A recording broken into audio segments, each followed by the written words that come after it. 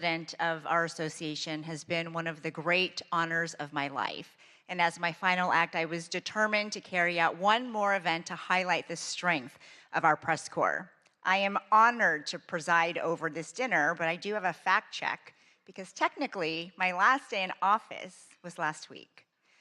Our next chapter is in amazing hands with one of the fiercest women I have ever known. She is my wonderful friend, my partner in 2026-2027 WHCA President Jackie Heinrich, who I have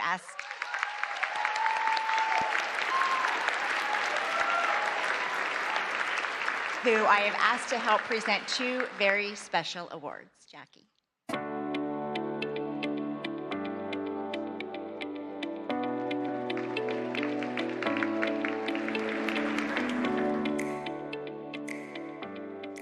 Thank you, Ouija, and good evening, everyone. Before anything else, I want to recognize Ouija Jiang for her leadership, her unwavering commitment to this press corps. Ouija, you have really represented this association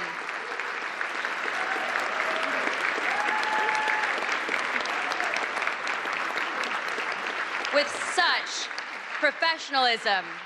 There we go. There we go. Just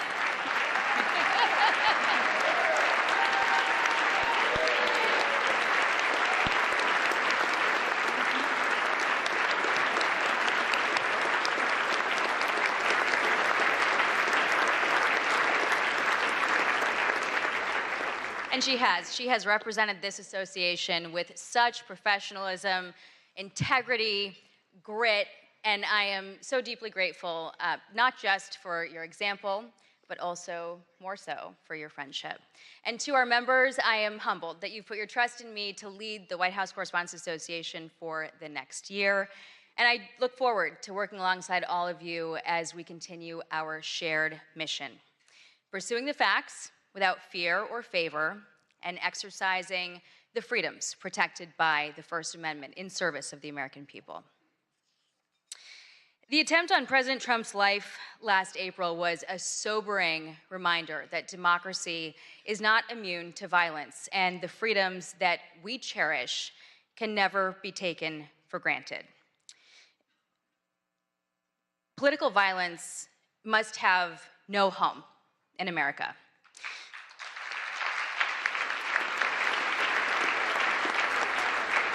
And journalism can serve us well to broaden understanding, to shed light, and to inform our decisions, especially in this age of fast-moving information that can reinforce our divisions. And we are grateful to have President Trump here tonight, taking part in this tradition that recognizes the essential role of a free press in our democracy. Thank you, President Trump.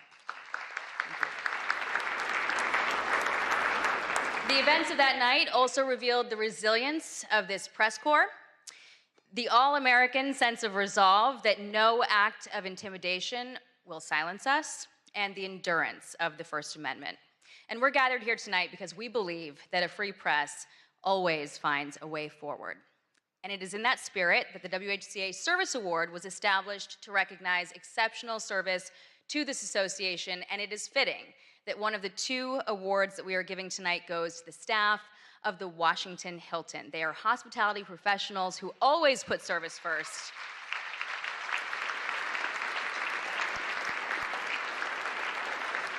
As harrowing events unfolded that night, their courage was on full display. The kitchen workers, the ballroom wait staff remained at their posts. When President Trump urged that the evening should continue, they prepared to serve more than 2,600 guests while they were still processing the shock alongside all of us. And when the Secret Service made the necessary call to postpone the remainder of the program, they immediately pivoted, preserving every unserved meal and donating them to local shelters.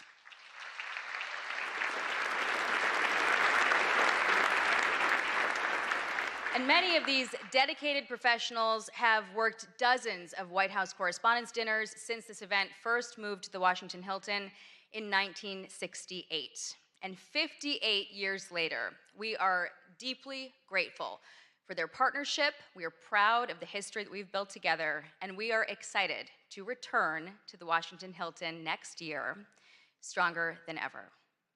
Please welcome the Washington Hilton's General Manager, Ken Jarka, and Catering Manager, Karen Fiketis, to accept the WHCA President's Award for Exceptional Service on behalf of the entire Washington Hilton team.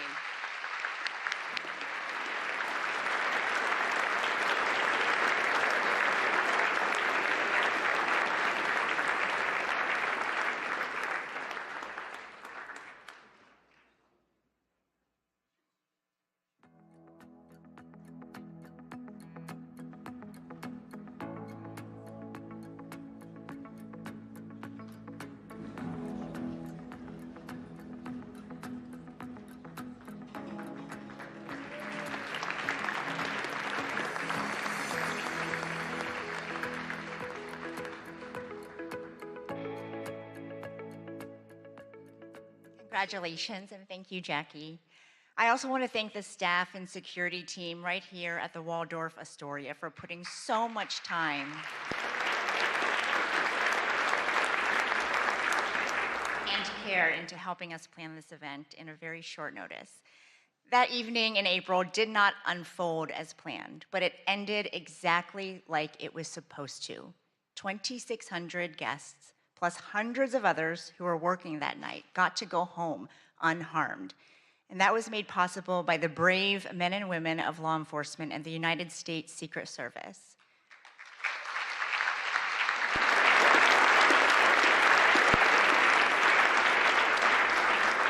On behalf of every person who was inside that ballroom, and every family who got to hear their loved ones say, "Don't worry, I'm okay," we thank you. One officer placed himself directly in harm's way and engaged the armed suspect. Even after gunfire struck his protective vest, he stayed in the fight, and the attacker was stopped. I know many of us have wondered, what if he hadn't acted in that exact way? What if he had waited a few more seconds?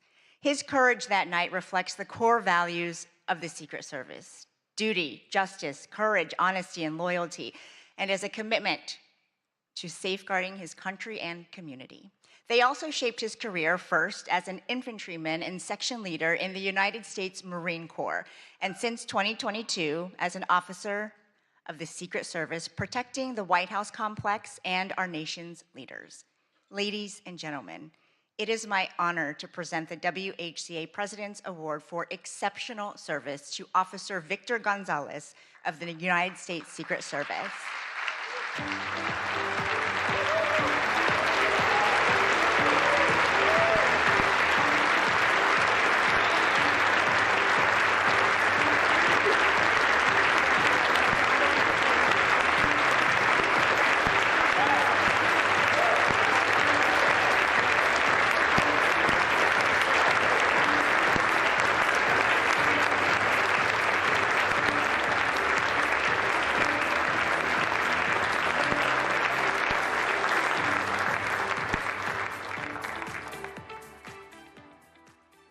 Thank you again, Officer Gonzalez, and to all the law enforcement officials who work around the clock to keep us safe. Democracy is defended in many ways, sometimes with a badge, sometimes with a notebook and a deadline.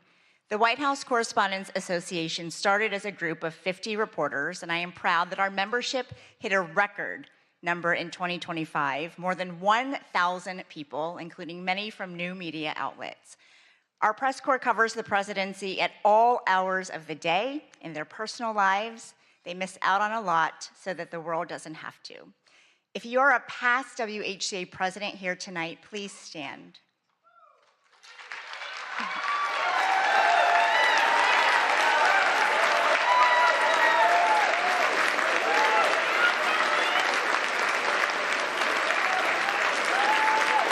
Former board members, please stand. Our chief White House correspondents, please stand.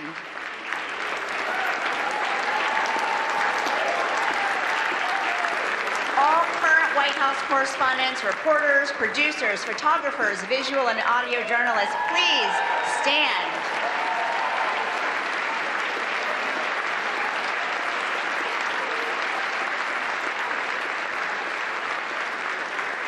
tonight, I also want to salute our colleagues in the Pentagon Press Corps. Your work is invaluable, especially as our nation is at war. Please stand.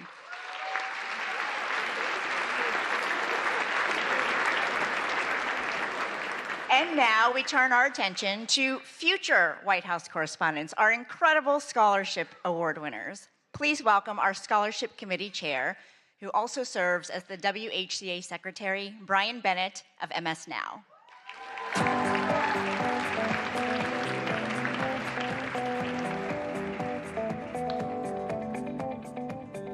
Hello, everybody. It means so much to be back together tonight. This is the part of the dinner each year that I look forward to the most. We have an incredible group of young journalists with us who are the recipients of this year's White House Correspondents Association scholarships. Since 1991, the WHCA has awarded scholarships to hundreds of journalism students. This year, we are helping fund the education of 30. Let me pull out my remarks here.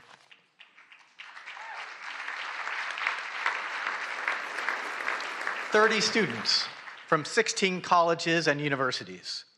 They are from schools all over the country: Arizona, California, Illinois, Iowa, Maryland, Missouri, New Jersey, New York, Ohio, Puerto Rico, Tennessee, Virginia, Washington, D.C. We have important partners who extend the reach of our giving, and you all are a part of that. The WHCA and our partners went to great lengths to make sure as many of our scholars as possible could be here tonight with us. And I'm happy to say that 26 out of the 30 of them were able to return for the second dinner.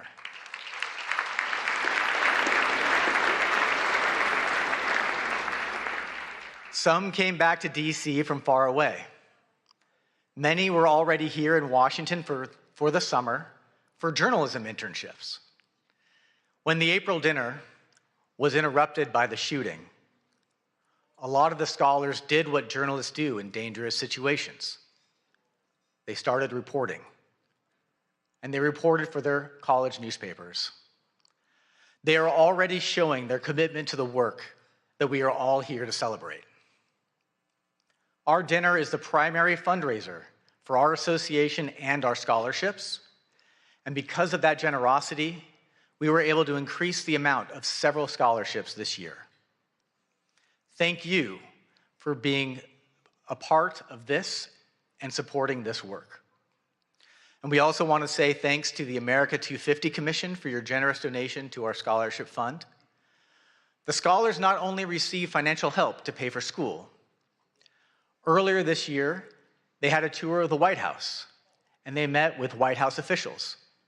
They spent an afternoon with dozens of senior journalists who cover the White House, and they were paired with mentors, working journalists from the White House Correspondents Association, who make a year-long commitment to offer advice and encouragement.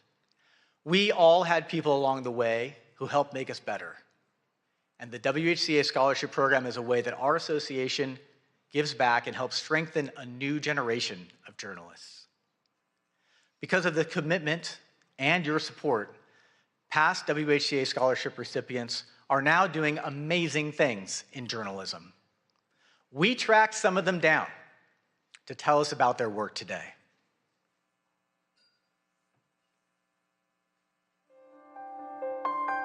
Being a White House Correspondents Association scholar opened up a new world for me. Being a scholar meant that I could have the financial freedom to do what I wanted. Being a WHCA scholar gave me access to so many mentors and a world of opportunities here in Washington, D.C. It gave me the chance to connect with other journalists, other members of the association. Journalism is important, and especially here at the White House, where every day, every hour, every minute even matters.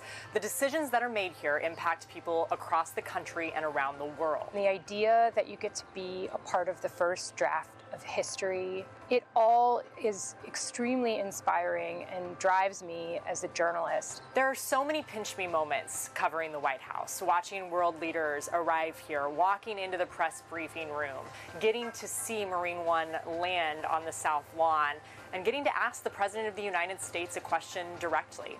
Being selected as a White House Correspondents Association scholar has played a huge role in my career. I was there as President Biden gave a toast to the freedom of the press, and also as Kim Kardashian strutted across the runway and posed for pictures among a room full of talented journalists. The stars, the outfits, the photographs. And I remember, too, that was the year that Brittany Griner had just returned home, and so being able to see her was really emotional. I was also inspired looking around at all the different scholars and how excited they were, and I think their excitement influenced my excitement about it. And it really was an eye-opening experience about, just how important this role is. This White House press corps is not a mythical world. It exists, and it is something that I can aspire to be a part of. And I owe a lot of credit to the WHCA for getting me here. So many journalists involved in this organization were willing to chat with me, to invest in me. And it's a cycle because of what they were able to pass on. I hope that I can play a role in doing that for the next generation as well.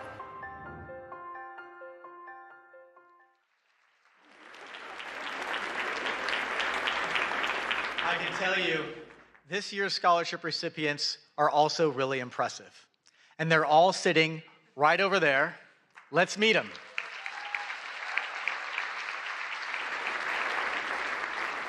Please stand as I read your name. From American University, Louisa Clausen.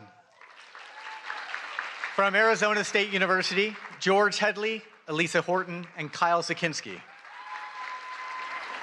From Hampton University, Kristen Fluellen and Jade Abubakar. From Howard University, Tatiana Allen and Madison Maynard and Sanyu Lakoma. From Iowa State University, Eric Anderson. From Northwestern University, Jacques Aburizik, Caitlin Bender-Thomas, Samantha Freeman. From Iowa University, Nyla Gilbert, Aidan Ryan, Emily Stokes. From Princeton University, Ina Marcia. From Sagrado Corazon University in Puerto Rico, Iana Sotovalle. From Syracuse University, Ben Bassick. From the University of California, Berkeley, Hae-Yoon Cho. From the University of Kansas, Julia Hansen. From the University of Maryland, Laura Charleston, Lillian Gray, Dana Matthews, Ashley Nehra. From the University of Missouri, Callie Fowler, Tyler Kirwan, Fletcher Mantooth. And from the University of Tennessee, Abigail Fanning. Congratulations, scholars. Please be seated.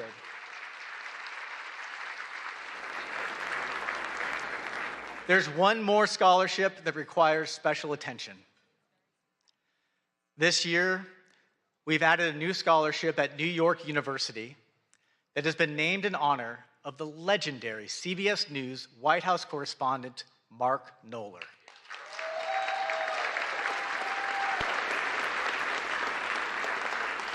As you all know, Mark passed away in August. And if you needed to know how many times the president had been to Camp David, or went on vacation, or played golf, Mark Knoller always had the facts. And he was always willing to share. To remember Mark and to commemorate the new WHCA scholarship at his alma mater, NYU, here is a tribute put together by his friend and CBS News chief correspondent, Major Garrett. I'm Mark Knoller, CBS News, and you could say that I'm kind of the CBS News numbers man at the White House. You could say that, but that's less than half the story. Can you justify your role? Mark did keep a log of presidential actions, everything from speeches and press conferences to vacations and foreign trips. By my count, President Obama had 65 domestic trips in 2010, spanning 104 days. Knoller's numbers were so precise, White House aides used them to backfill or correct their own records. Historians and journalists came to rely on Knoller's database, which he never hoarded, always shared. Mark. Knoller. Mark Knoller. Knoller considered that database the heartbeat of the presidency. To understand and cover a president, you had to know and remember all of a president's actions. President Obama does like to play golf. Since taking office, he has played golf 57 times. I'll be glad to answer a couple of questions. Mark Knoller, are you with us? You bet. Those who watched Knoller work were left in awe. Every White House reporter logs long hours. None logged as many as Knoller. I'm one of those lucky people that gets to work at something he loves doing, and so I really don't feel as though I'm sacrificing anything, spending long days here. Prolific and accurate reporting mark Knoller's hallmarks, which serve the presidency and the nation well.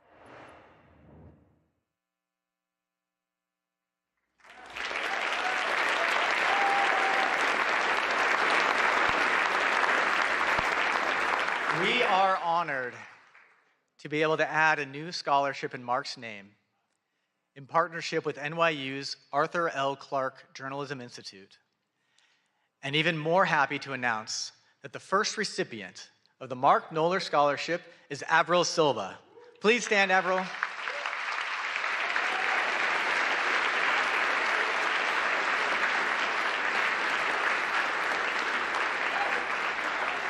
Ladies and gentlemen, this year's WHCA Scholarship students.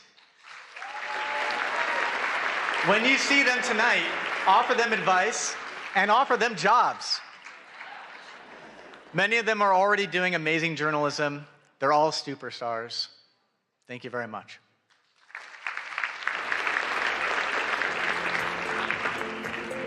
Please welcome the chief correspondent for ABC News, the co-anchor of ABC's This Week, and a former president of the White House Correspondents Association, Jonathan Karl. Not quite yet, actually. Sorry about that. John, you're gonna have to wait a second.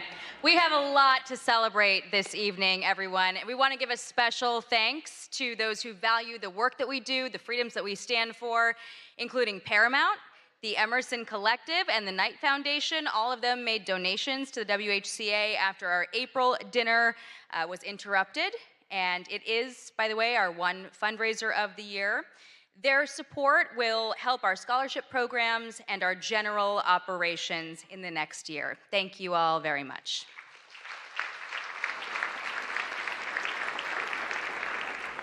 All right, now it is my pleasure to introduce two former White House correspondents who have served this association with distinction. They exemplify excellence in our field. They will help us recognize tonight's award winners. Jonathan Karl is the chief Washington correspondent for ABC News. He is the co-anchor of This Week, and he is a former president of the WHCA. He's got over 3 decades of experience in Washington. He's covered 4 presidents, 14 press secretaries, and just about every major beat in the city. And through it, he has earned many of journalism's highest honors, including some of the very awards that we are presenting tonight. But first, to recognize our journalism awards, we have one of the country's defining voices with us tonight, Wolf Blitzer.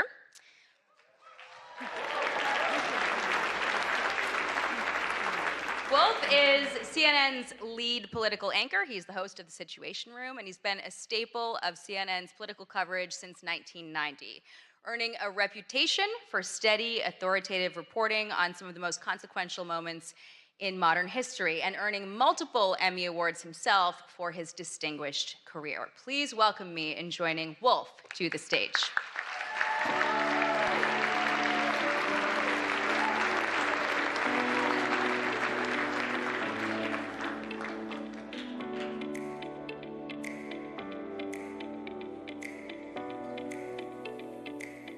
I'm standing up. Thank you very much for that really nice introduction. I'm so grateful, I'm so honored to be with all of you this evening. Each year, a panel of independent judges review dozens of entries for the 5 major WHCA Journalism Awards.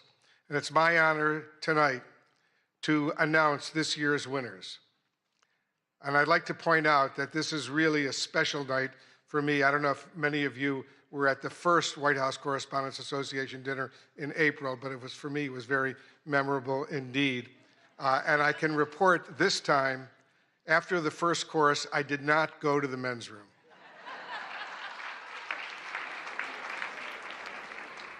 I've been to this dinner over these many, many years. I spent 7 years as a White House correspondent. And I just want to remember with real excitement and passion who often came with me to these dinners over these many years. And that was the man who hired me at CNN, the man who created CNN, the late Ted Turner, who recently passed away. And he was not only a mentor and a good friend, but he loved journalism. When he hired me, he said, "Remember, Wolf, we're the cable news, capital N, capital E, capital W, capital S network. This is where the news comes first, and don't forget that. Forget about your own personal opinions. Just report the news fairly and accurately, and if you can, do it first." And that's what I've been trying to do over all of these years. So let's remember Ted Turner, what he did for not just for CNN, but for CNN and all of the news organizations over these many, many years. The Aldo Beckman Award for Overall Excellence in White House Coverage, named for the late Chicago Tribune correspondent and former association president Aldo Beckman, goes to, and let's give him a big round of applause, Josh Dawsey of the Wall Street Journal.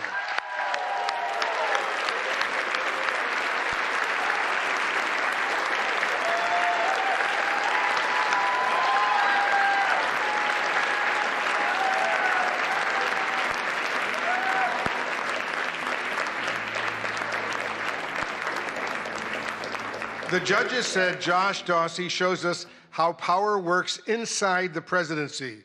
And over the past year, his reporting has revealed how decisions are made, who influences them, and how power is exercised at the highest levels. Josh Dawsey went far beyond the deluge of breaking news to offer invaluable insights that can only result from deeply sourced enterprise reporting. In the tradition of Aldo Beckman, he exemplifies integrity, persistence, and a steadfast commitment to holding power to account. Ladies and gentlemen, the WHCA is pleased to give the Aldo Beckman Award to Josh Dawsey.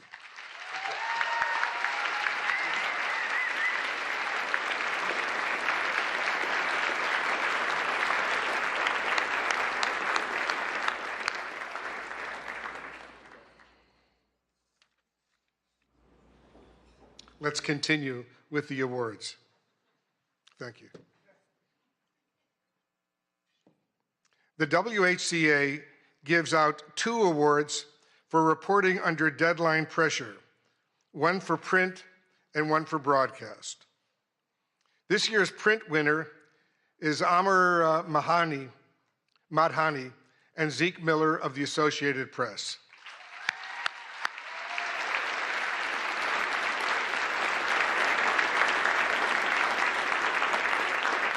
When sources leaked that Trump administration officials were attempting to purge the National Security Council of staff deemed not sufficiently aligned with the president's agenda, Madhani and Miller quickly moved to verify the claim. They uncovered an unprecedented vetting process.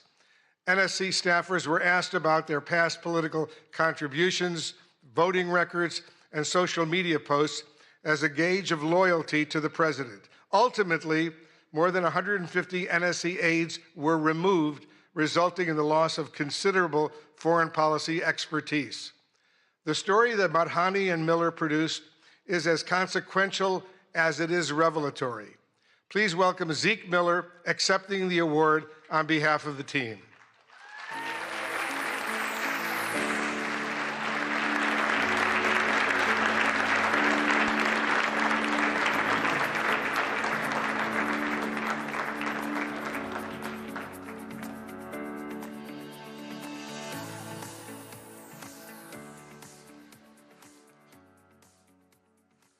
Now the Broadcast Award for Excellence Under Deadline Pressure. And this year's winner is my colleague and very good friend, Caitlin Collins of CNN.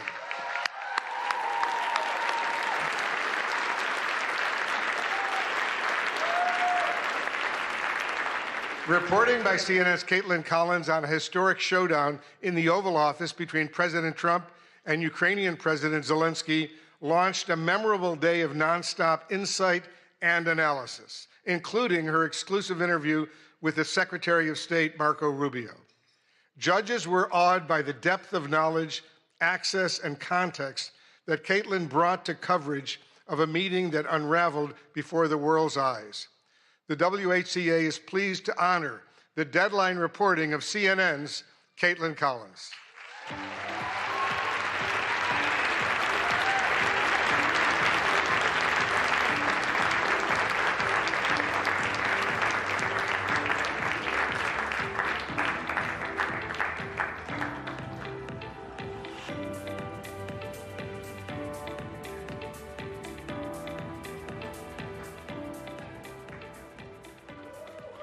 Let's give Caitlin another big round of applause.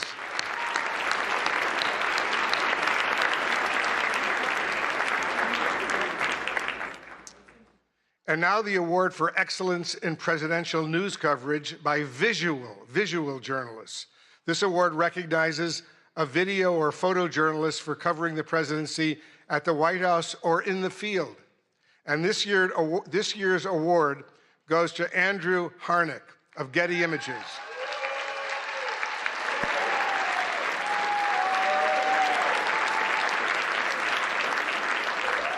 He captured the moment an Oval Office visitor collapsed during an event. And from the judges, they say this: through sharp timing, layered composition, and visual irony, this photograph expertly documents a true split-screen moment in real time. The president's orientation and posture inadvertently echo the statue to his right, while the other half of the frame is defined by movement. A truly striking image of contrast, skillfully captured in a chaotic moment. Please join me in congratulating Getty Images photographer Andrew Harnick, who also represents still photographers on the WHCA board.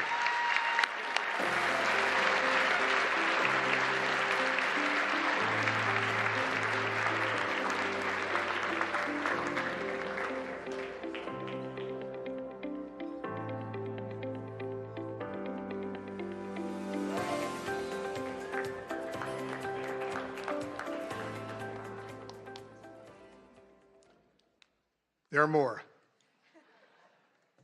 And now the Katharine Graham Award for Courage and Accountability, named for the legendary Washington Post publisher, and it comes with a prize of $10,000. This year's award goes to the Wall Street Journal.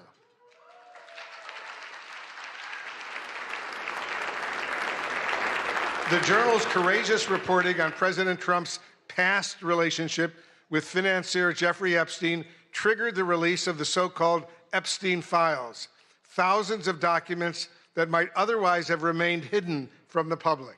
And despite the president's threat of a lawsuit, the Journal published a story about a provocative letter to Epstein bearing President Trump's signature. Trump quickly filed a $20 billion lawsuit against the Journal, revealing reporter Khadija Safdar's home address. Her family had to be relocated. The Journal was kicked off of Air Force One, but the reporters continue to file revelatory stories.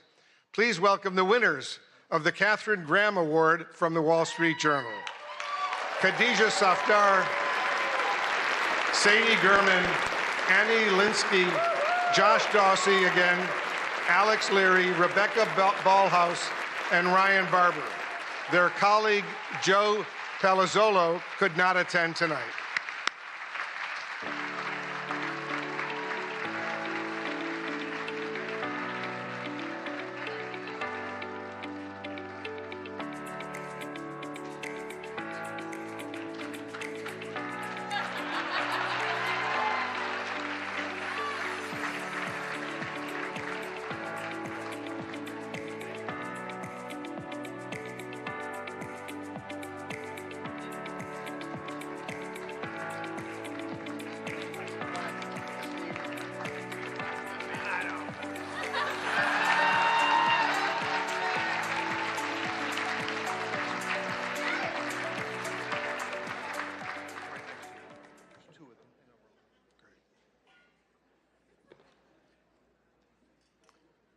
The Collier Prize for State Government Accountability is presented by the University of Florida College of Journalism and Communications.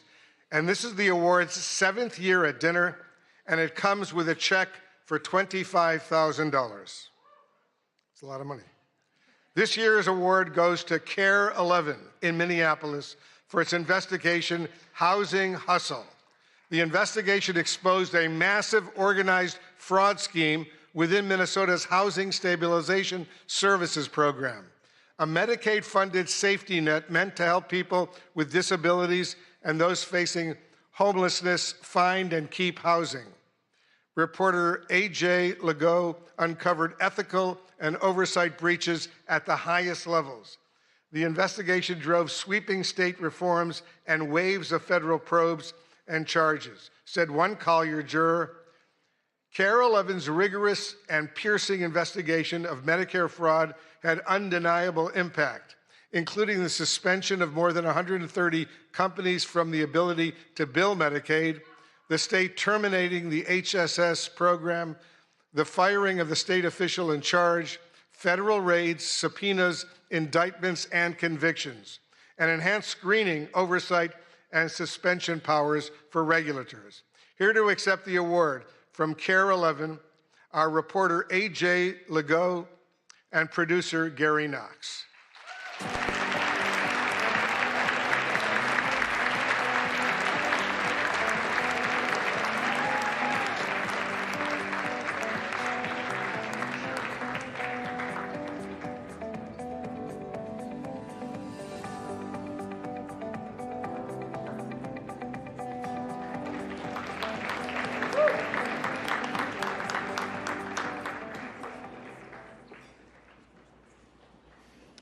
The Center for Integrity in News Reporting Award honors the most fair, impartial, objective news reporting by a member of the WHCA that has the courage to not fear and the discipline to not favor. It's sponsored and administered by the Arkansas-based Center for Integrity in News Reporting and comes with a prize of $25,000. The award goes to Tyler Pager of the New York Times. The judges said that in his coverage of the first year of President Trump's second term, Pager demonstrates a disciplined, even-handed approach across a wide range of subjects, including supporters and donors, foreign policy, the Justice Department, and energy. The stories take readers inside consequential presidential decisions while presenting the facts. The work is deeply sourced and carefully verified, reflecting a clear dedication to getting it right without bias. Taken together, this body of work stands as a strong example of fair, impartial, and objective journalism, precisely the standard this award is intended to honor. Let's hear it one more time for this year's winners. Ladies and gentlemen, thank you so much.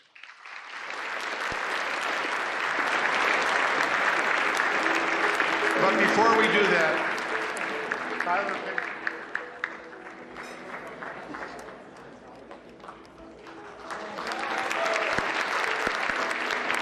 let's give him another huge round of applause.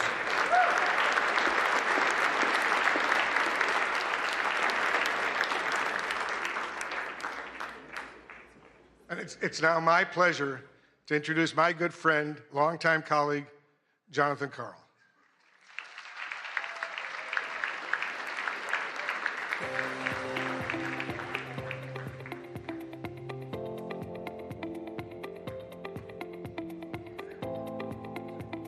All right, the final award of the evening. It is a high honor to present the award created to recognize the fierce and fair women who cover the White House every day.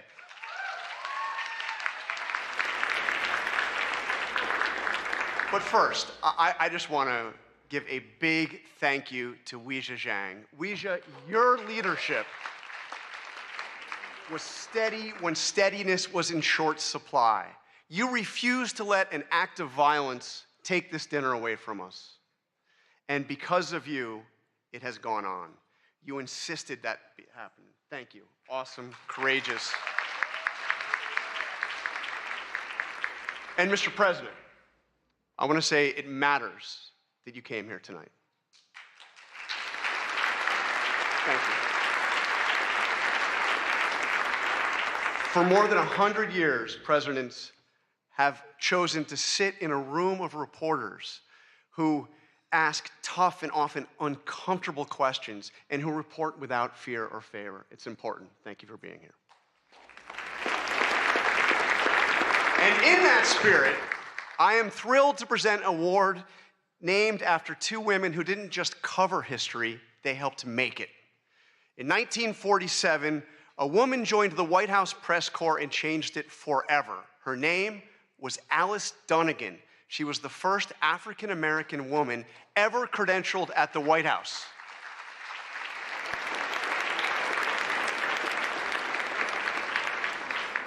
And just a few years later, she was joined by Ethel Payne, and together they looked the most powerful man in the world in the eye and demanded answers about civil rights for Black Americans.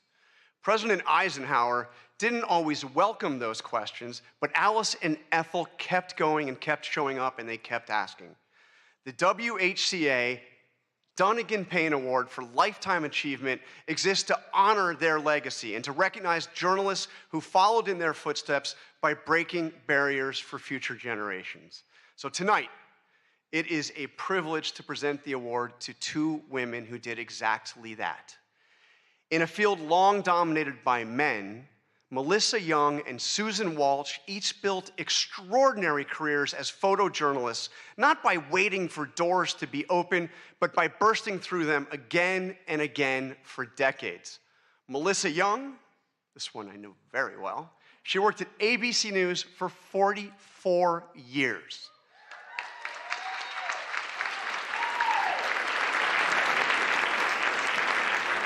She began in local television in Miami and worked her way to Capitol Hill in the White House, where she was one of the first female photojournalists in the press corps.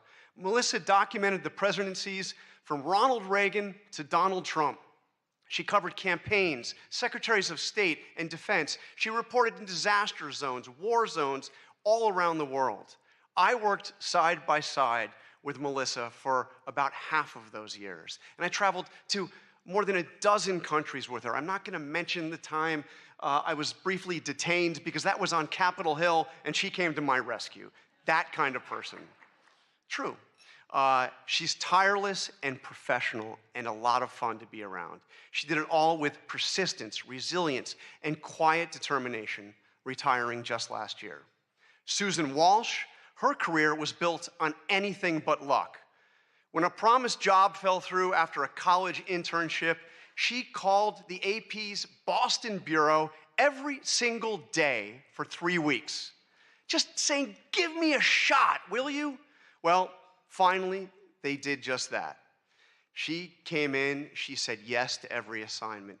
She worked her way up. She got to cover Super Bowls, Boston marathons, 5 Olympic Games. She transferred to Washington in 1997. And from there, she went on to photograph every US president from Jimmy Carter to President Trump, traveling the world as part of the White House press corps. In 1999, she was part of the AP team that was awarded the Pulitzer Prize for feature photography for her coverage of President Clinton's impeachment. She also served as the White House News Photographers Association, fighting for press access at every turn. Susan also retired just last year and traded the briefing room in for the ice rink, where she now plays hockey with her son. She's pretty good. Alice Dunnigan and Ethel Payne showed us what it looks like to refuse to be pushed aside so that they could keep bearing witness to what matters most. Melissa Young and Susan Walsh spent their careers doing exactly that. Two women, 80 years of combined service, and a legacy that honors everything this award stands for.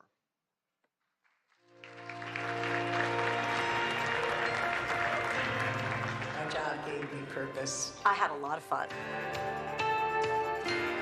I saw myself as part of the world that I was doing something that the world needed. I was always really excited to be in the room, see it, be a part of it. It kind of gave me the access and the confidence to go up to people and look into other people's worlds. The camera definitely made me fearless, especially when I was doing news and traveling internationally.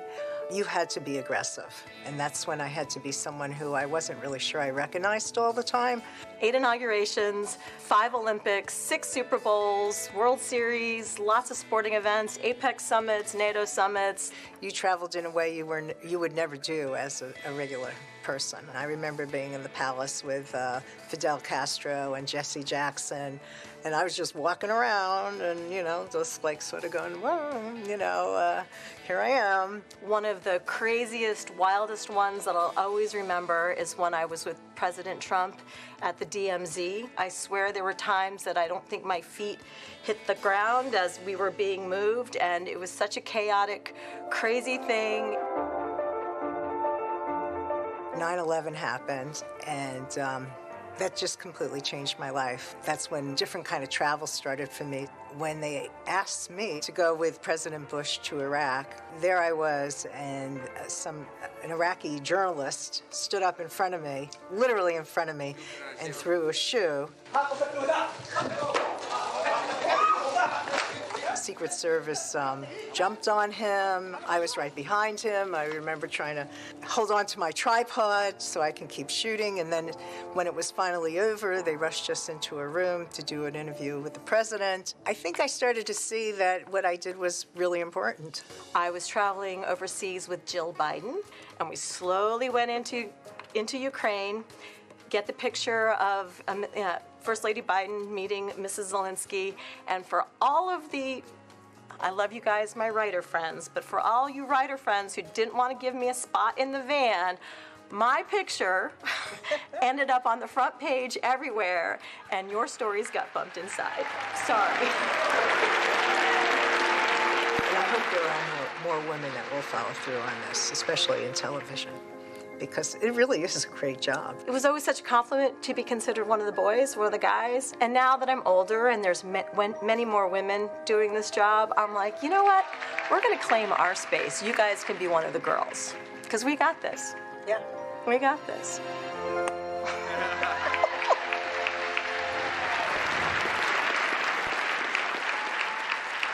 All right, please join me in welcoming Susan and Melissa to the stage.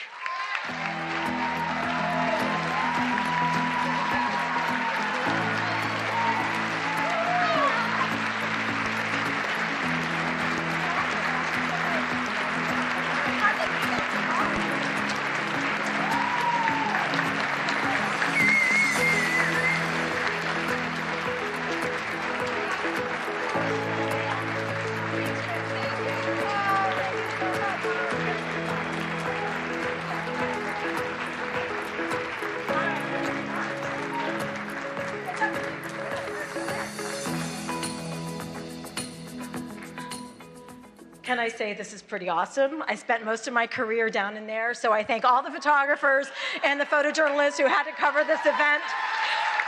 So it's really pretty cool to be up here and just kind of be a guest tonight.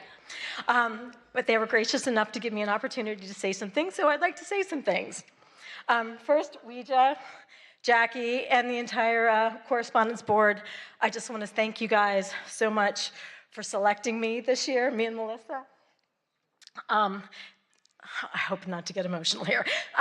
This award means like the world to me. I'm such a sucker. Sorry. I got this. This award means so much, not because it's named for 2 incredible trailblazing women, but because honestly, I felt that this association didn't always value what we did as photographers.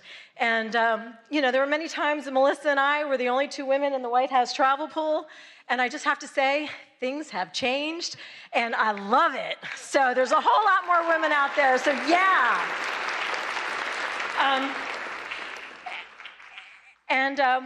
I do have a couple of shout outs. I have to thank the Associated Press for giving a chance, giving a chance to a young photographer oh so many years ago. I truly hope I made you proud. To my son, Johnny, oh gosh. I practiced this and I was okay. To my son, Johnny, who's here tonight, thank you for putting up with your mom's crazy work schedule. I love you. And to, yes.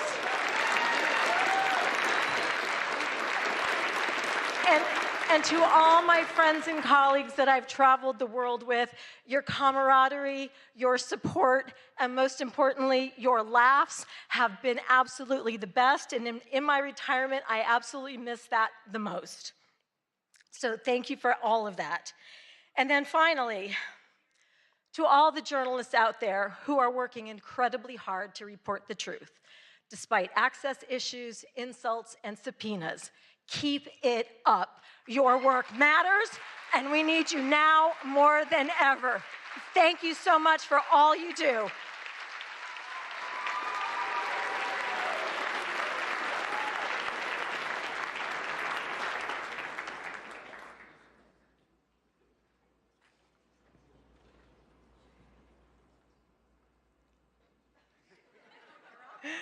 ABC has been breaking barriers since its start. Innovation is in our DNA, and being part of this work has always been my goal. Although this sounds simple, to achieve this, I've always had to fight. I'd fight to go places where they didn't send women. I'd fight to disasters in war zones. I'd fight to be part of the White House travel pool, covering 7 presidents. I'd fight to do an Oval Office address. And on a personal level, I'd fight to have a family while keeping my 24/7 job.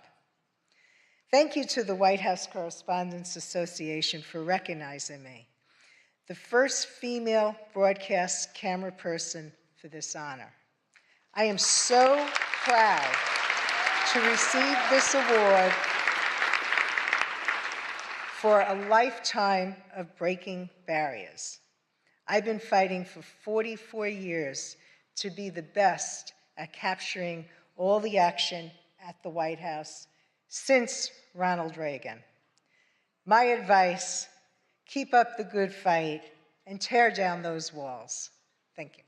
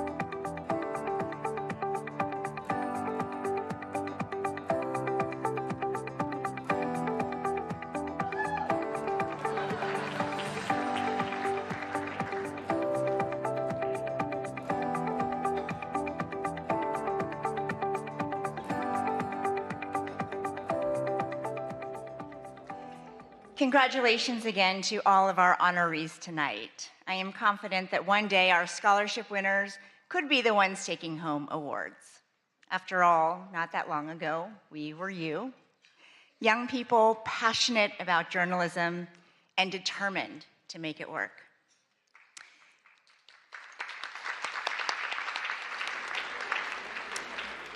I've been thinking a lot about my own journey to this podium tonight.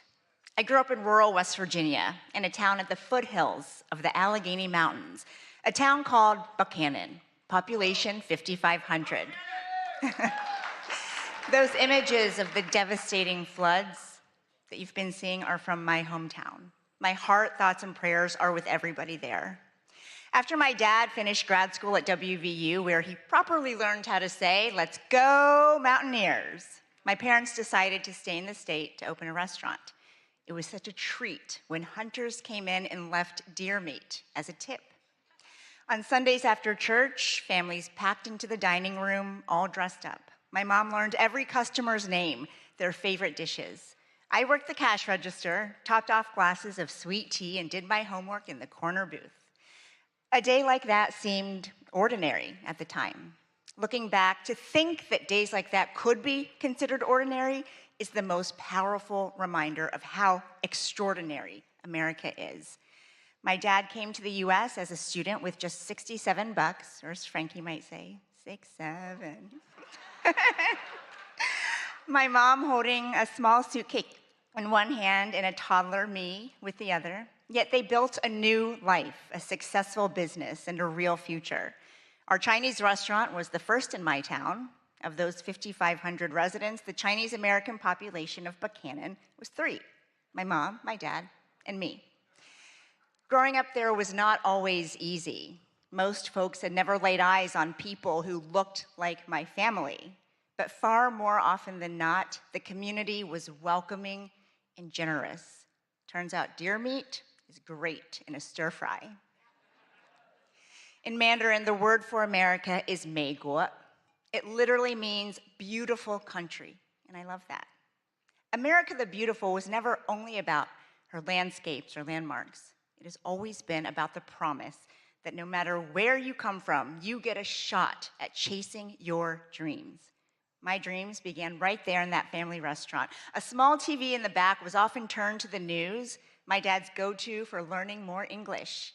In the middle of dinner service, it was the CBS Evening News, anchored by Dan Rather and Connie Chung. I was hooked. In middle school, I won a contest to be a student reporter for a national news show called Channel 1. And when a local news crew came to cover it, they learned just how big my dreams really were. I hope to be the next Connie Chung and better. That's kind of hard, but that's my goal. And so I'm going to work very hard at trying to be a broadcast journalist.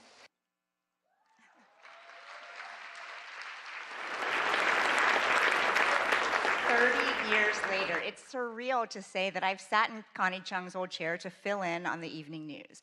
And Connie and I have talked about how the White House beat and the White House Correspondents Association used to be a little bit of a boys' club. For decades, women could be members, but they were not invited to sit at this dinner until 1962, when a woman who would become Dean of the Press Corps insisted. Thank you, Mrs. Helen Thomas. So tonight, it means everything to stand here as the first woman of color ever elected president of this association in its 112-year history. I'm here because of the tenacious women who came before me, Melissa, Susan, and support from my family who are with us tonight. My husband, Luther, not from West Virginia, but Arkansas, similar enough. My amazing daughter, Frankie, little brother Jack, who should be sleeping by now. I love you more than anything in the world. I love you the most. My parents came to a country with almost nothing to give their daughter everything. And now I have that because they could be with me in this moment. Mama, Baba, 谢谢.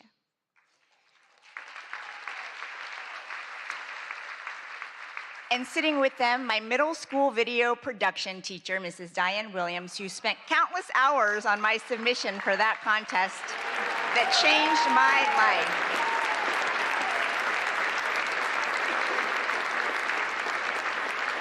Like public school teachers across the United States, Mrs. Williams looked at a 13-year-old kid and said, "You can be whatever you want when you grow up," and she meant it. My story is like that of so many in this room and in this country, only in America.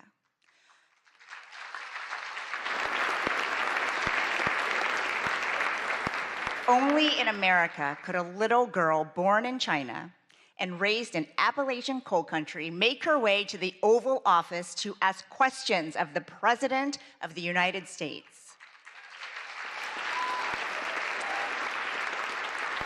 Because when this is your home, you inherit something remarkable. The protections in the First Amendment: free religion, free speech, free press, free assembly, free petition. This fundamental right belongs to everyone. And that's exactly who the founders were thinking about when they protected a free press. Everyone, all Americans. They were not thinking about reporters. A free press is not a favor to journalists because we're special. We are not special. But America is. No matter who you are, the freedom to criticize without fear of being destroyed, that's not a bug in our democracy. It's supposed to be the feature. In 1786, writing from Paris, Thomas Jefferson told his friend back in Virginia, "Our liberty depends on the freedom of the press, and that cannot be limited without being lost." 5 years later, that thought was enshrined in the Constitution after Jefferson urged James Madison to include a Bill of Rights. Many founders couldn't stand the press. Some things never change. But they understood if our access is restricted, it's really the people's access to information that is limited. If the media faces government pressure or censorship, it's the people who end up knowing less. That was true then, and it's true now. But having press freedom comes with a tremendous responsibility. We can't demand accountability without practicing it. Criticism of the media can be unfair. It can also be legitimate. We get a lot right, but sometimes we get things wrong. We mistake proximity to power for understanding it. And at times, we get trapped in our own bubbles. There is a difference, though, an existential difference between criticizing the press and trying to undermine it. One is healthy, and it makes all of us better. The other is exactly what the founders hoped to prevent. Around the world, press freedom is not guaranteed. In many countries, reporters who criticize the government are detained without trial, their stories erased. In the worst cases, they never make it home. Tonight, we think about all of them, and we think about the protections that set us apart as a nation. Just 20 days ago, America turned 250 years old. The First Amendment is a big part of how she made it this far, and it falls on all of us to make sure it carries her through to the next 250 and beyond. President Trump, I've covered you for a long time, and so have many reporters in this room. When we ask questions, you push back, you give us answers, and we push back. You have always been a deal guy. Well, that's the deal. And the First Amendment is a done deal. And that's what we toast tonight, the freedoms that brought us back together even after they were threatened. So let's raise a glass to what makes ours a beautiful country.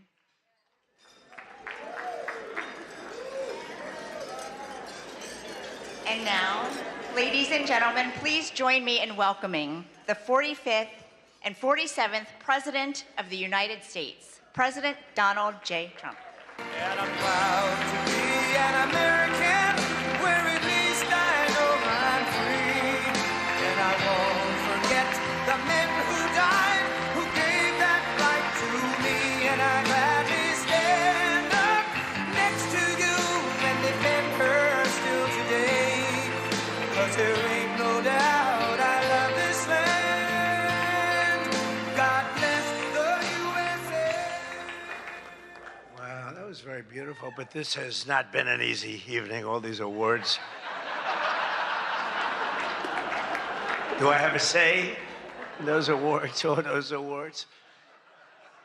But it's great to be back at a place that I know very well because I built it. And I'm very proud of it because I built it for $2.9 billion less than the Federal Reserve building, which is a lot smaller, by the way. Figure that one out. But I am delighted to be here at the White House Correspondents' Dinner. Amazing people, a lot of people that I like. Some I don't like it all. But I respect most of them. I must say that you do a great job, amazing job, and it's an honor. As I said 3 months ago, the show must go on. We were backstage, and we both wanted to just have it go on, whether it was 2 o'clock, 3 o'clock in the morning, it didn't matter. But in the end, it made more sense to do it the way we're doing it. And we had a great news conference at the White House, in a very important room. And you did very well. I think we all did very well. It was a hell of an evening, I can tell you that. Won't soon be forgotten. And I think a lot was learned from that evening. tremendous amount was learned about security and about other things, the dangers of what we all do. But just like my presidency, the second time is always better. It's always better. And the third time will be better yet. I'm only kidding. From the earliest moments after the attack on our dinner last April, I knew we had to reschedule this event as soon as possible. We had to do it very quickly, and we met very quickly, and we figured something out. But the attempted mass murder at the Washington Hilton, that's what it could have been, was an assault on our democracy itself, a very serious situation. Many of you were there with me, and some showed extreme bravery, like Pete Hegseth, Steve Miller, Tom Holman. Really? They were standing on tables, and most of you were under the tables, okay? But they did. They showed. I saw every one of them that was standing up in those tables. I didn't know if they were brave, if they were smart, if they were stupid as hell. But they were on those tables in some cases, and there were a lot of different feelings going on in the room at that moment. But after hearing the gunshots, many people yelled, "Get down, get down," which caused Nicki Minaj to start twerking. Do you believe it? Get down. She's the only one that really understood what that meant. It's quite an evening. But tonight we come back together to answer that heinous attack with unwavering resolve. And every one of us here this evening to show that in America we do not yield to political violence. We can't do that. Can't do it. So in this country, we believe in freedom of speech. We settle our differences not with bullets, but with open and vigorous debate. And no deranged loser with a gun will ever change that. We can't let that ever happen. There are a lot of very dangerous people out there. We can't let it happen. I want to begin by expressing our gratitude to the incredible men and women who put their lives on the line every day to protect my family and myself, all presidents, and lots of others. That's the United States Secret Service, so I appreciate it very much. And Sean and the whole group, amazing job. Amazing job. In recent months, they've repeatedly responded to threats with speed and professionalism and extraordinary courage, and there is no better example of that than Officer Victor Gonzalez, who we just met. It was amazing. What he did was amazing. When the would-be assassin charged the checkpoint at speed, he was fast. When you looked at that, you had to look at it about 10 times before you really saw what was going on. He was quick. Nasty. The gun made him nasty, actually. But Officer Gonzalez engaged the attacker without hesitation and took a bullet to the chest after his ballistic vest, fortunately, was on, saved his life. And Victor did not even want to go to the hospital for a checkup. We insisted, really, we wanted him to do it. We insisted, but he didn't want to go. So to Officer Gonzalez, Secret Service, Metropolitan Police, law enforcement generally, and even all of the military who surround us in the room tonight, we salute you and we thank you with all of our hearts. Thank you very much. Great job. Great job. Great job.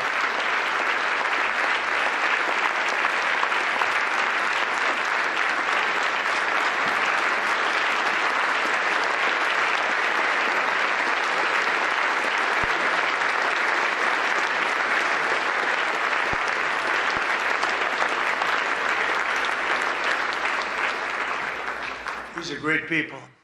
So this evening we're picking up right where we left off, so let's have a little bit of fun. I said, what do we do here? Is this supposed to be fun? Am I supposed to be serious? Am I supposed to be a comedian? So I guess you said maybe a little bit of everything. I know one thing, I could never have done the speech that I had ready just a short while. Oh, that was going to be a doozy. I was so psyched. I was going to rip people. And I don't know, just something changed. It's really for the better, but I just wouldn't want to do that. But we'll do a little ripping if you don't mind. But it is true. I said, how do we handle this? It's going to be a different kind of an evening, and it is. And in many ways, it's a more beautiful evening, actually. Everyone's looking really good tonight, and I know it was not easy finding shoes to go along with your bulletproof vests, which many people didn't want to wear because they'd rather die than look 20 pounds heavier. You know that, right? We have that a lot. They put one on me. I said, are you sure I'm not wearing this? No, you look exactly 20. They say, sir, it's about 21 pounds. They said, not good. But I want to thank the outgoing president of the White House Correspondents' Dinner Association. Now, she won't admit it, and she should not admit it, but we sort of became friendly. You know, in times of stress, on occasion, you become friendly. I have a lot of respect for Ouija, and I tell you, we went through a little bit of a war together. It turned out pretty good. It turned out pretty good because of a lot of good people. They stopped the tragedy, so I want to thank you very much. Fantastic job.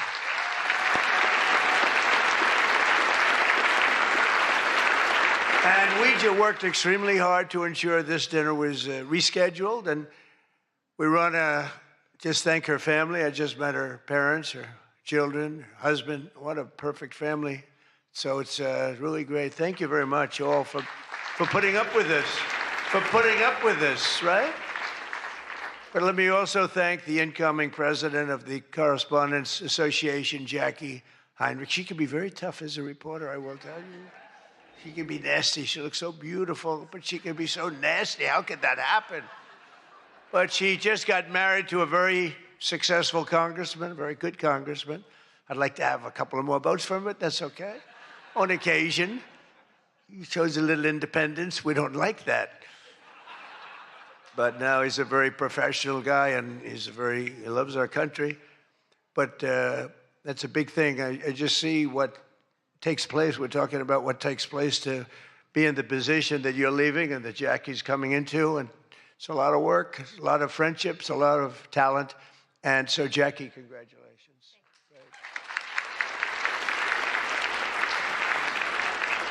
And congratulations are also in order for our favorite White House press secretary, Caroline Levitt, who just had her second child. You and your husband. She's great. She's done a fantastic job. We all love her. She's done a fantastic job. She's another one. She can be nasty. But sometimes she has no choice, right?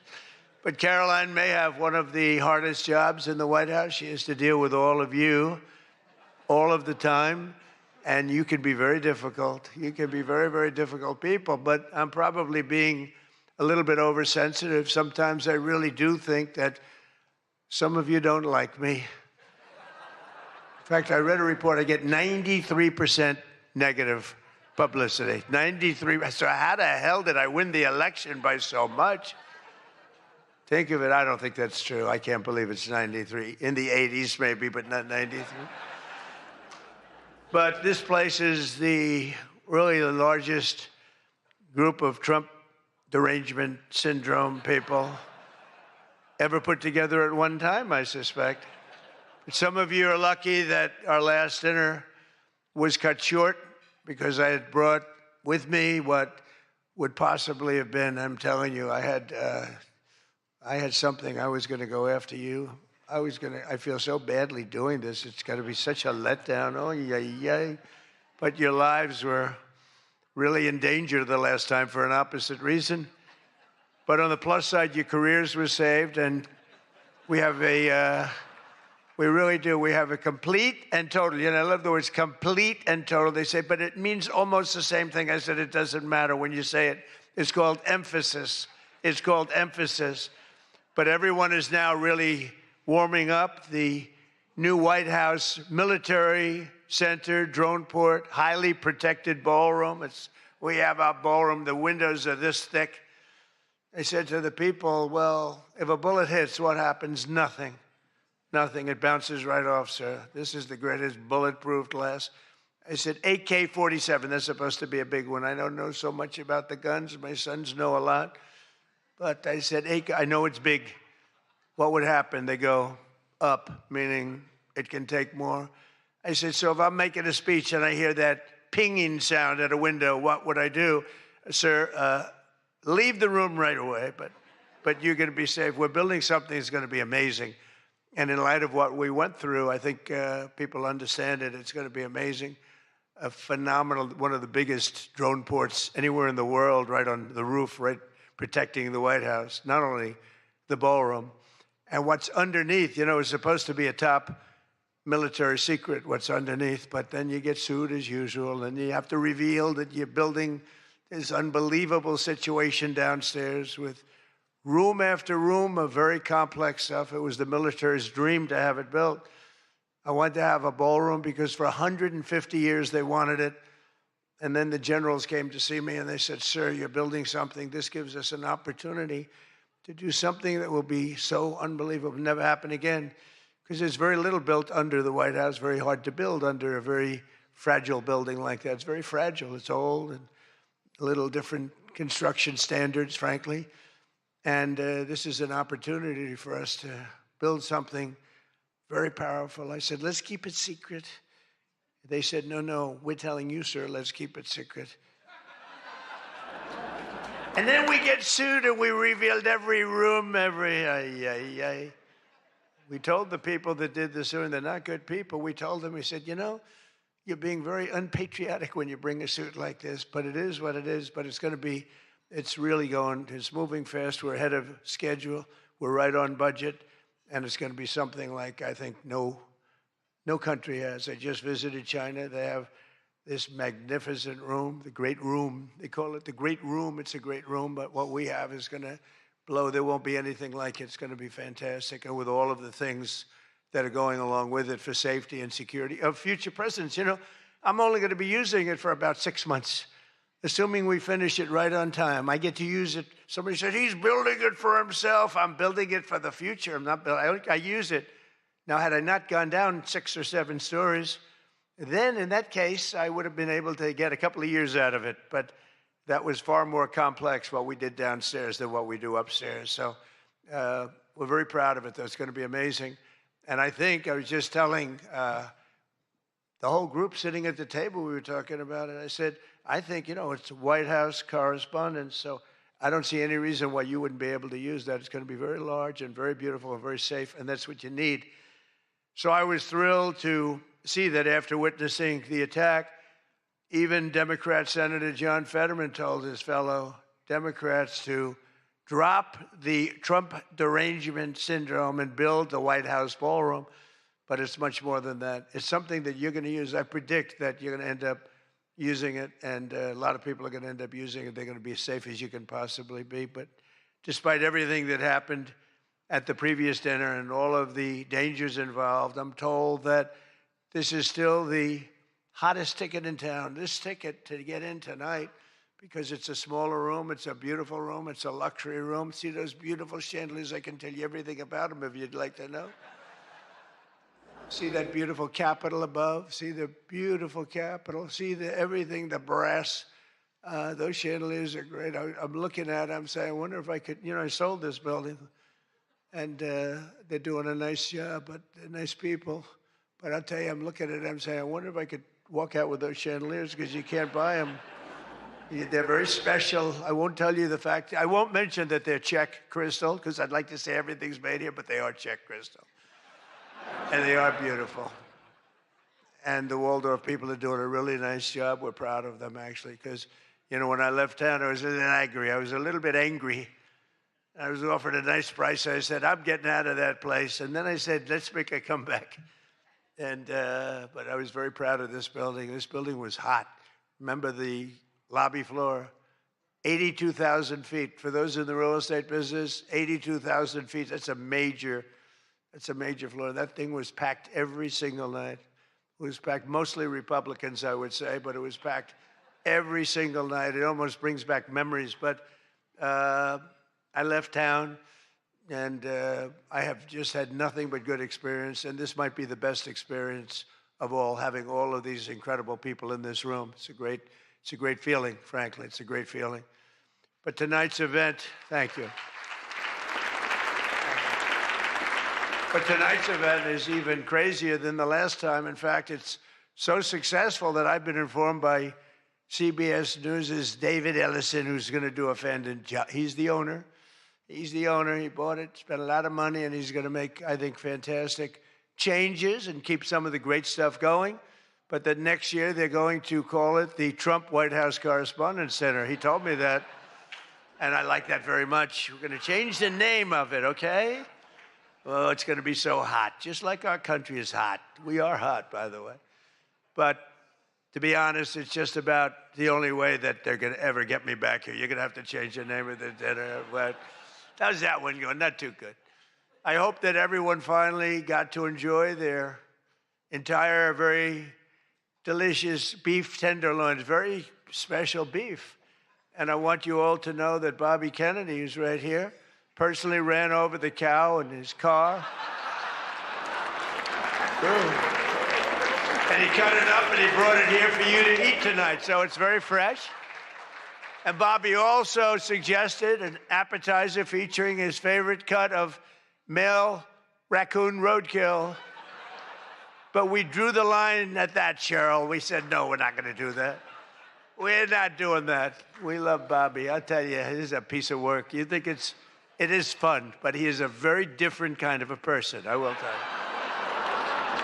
But he has what it takes, and he's smart, and he loves the country, and he wants people to be made to feel good. You agree with that, Bobby? He wants people to feel good.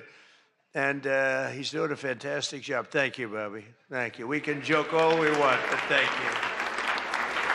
A lot's happened since the last time we were all together. Last month, we hosted one of the most incredible sporting events in world history at the White House, the UFC Freedom 250 fight. The UFC fight, when I announced that we're going to build a boxing ring right outside of the front door of the White House, that took a lot of heat.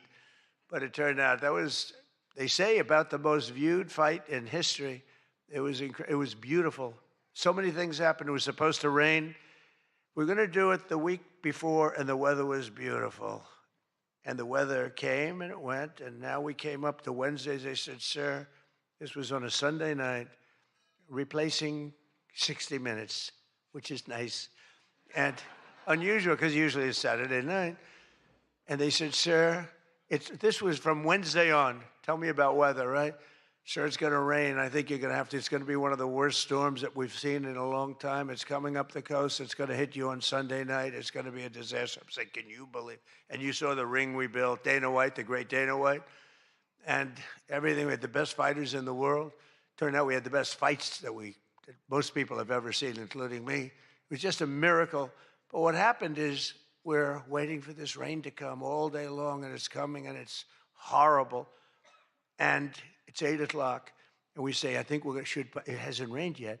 I said, maybe we should postpone it an hour. Maybe we should make it the next day. We didn't know what to do. And finally, we just said, let's just have it. And it never rained. It was perfect. In fact, the week before, it was 92 degrees. It was nice, but this was like 72 degrees. And the rain was coming, and it came right over the White House. And it was like, thank you very much. It went like this. And other areas were drenched a few miles away. We didn't have a drop of rain. And it was absolutely one of the most incredible things anybody's ever seen. People said it's one of the most incredible nights of their lives. So just remember, before I came along, if you wanted to see someone lose consciousness on the south lawn of the White House, all you had to do is ask Joe Biden a question. Remember that. Oh, you think I'm kidding. But the big fight was such an amazing success that tonight I'm pleased to announce that we're going to host an even bigger one right in front of the White House. Every Friday night, every Saturday night, we're going to have fights in front of the White House. But we do have something coming and I'm only kidding. You know, the one thing about the press that I learned, don't be sarcastic. Because I'm a very sarcastic person, and I get sarcastic, and most people know that, but you have some bad people that will write it exactly like I say it. And I said I was only kidding. But we are going to have Indy 500. Roger Penske's coming in mid-August, and they're going to have it all throughout Washington, the greatest cars, the greatest drivers in the world. And that's going to be something. Already they have over 350,000 people signed up, going down Pennsylvania Avenue, around the Capitol. And Roger, who's incredible, he won the Indianapolis 500 20 times. Think of it. Germany, Japan, all these countries, they spend billions and billions of dollars trying to win the Indy 500. And Roger wins it. He literally won it 20 times. On the 18th time, I said, you know, that's amazing. I'm going to give him the Presidential Medal of Freedom. And I had him up. And then he won it 2 times after that. The guy's amazing. And he lost the last one by about 6 inches, if anybody watched it.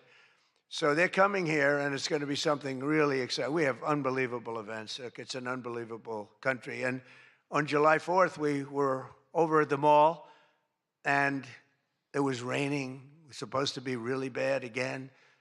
And we had 450,000 people show up, and that's a light number. And I was told, sir, we're going to have to cancel the event. This was not good. And it was drizzling a little bit, not raining very hard. And people are calling me. Friends of mine were calling me. And I got a call from Brett Baer. Brett Baer said, it's not raining. I said, where are you? I'm standing at the mall, and I'm waiting to go in the White House.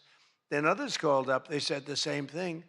And I said, you know, this is terrible. But there was lightning. Not big lightning, but you don't have to have big lightning. It takes just a little bit to do some big damage. So they said, everybody must leave. 450,000 people were forced to leave, and they left.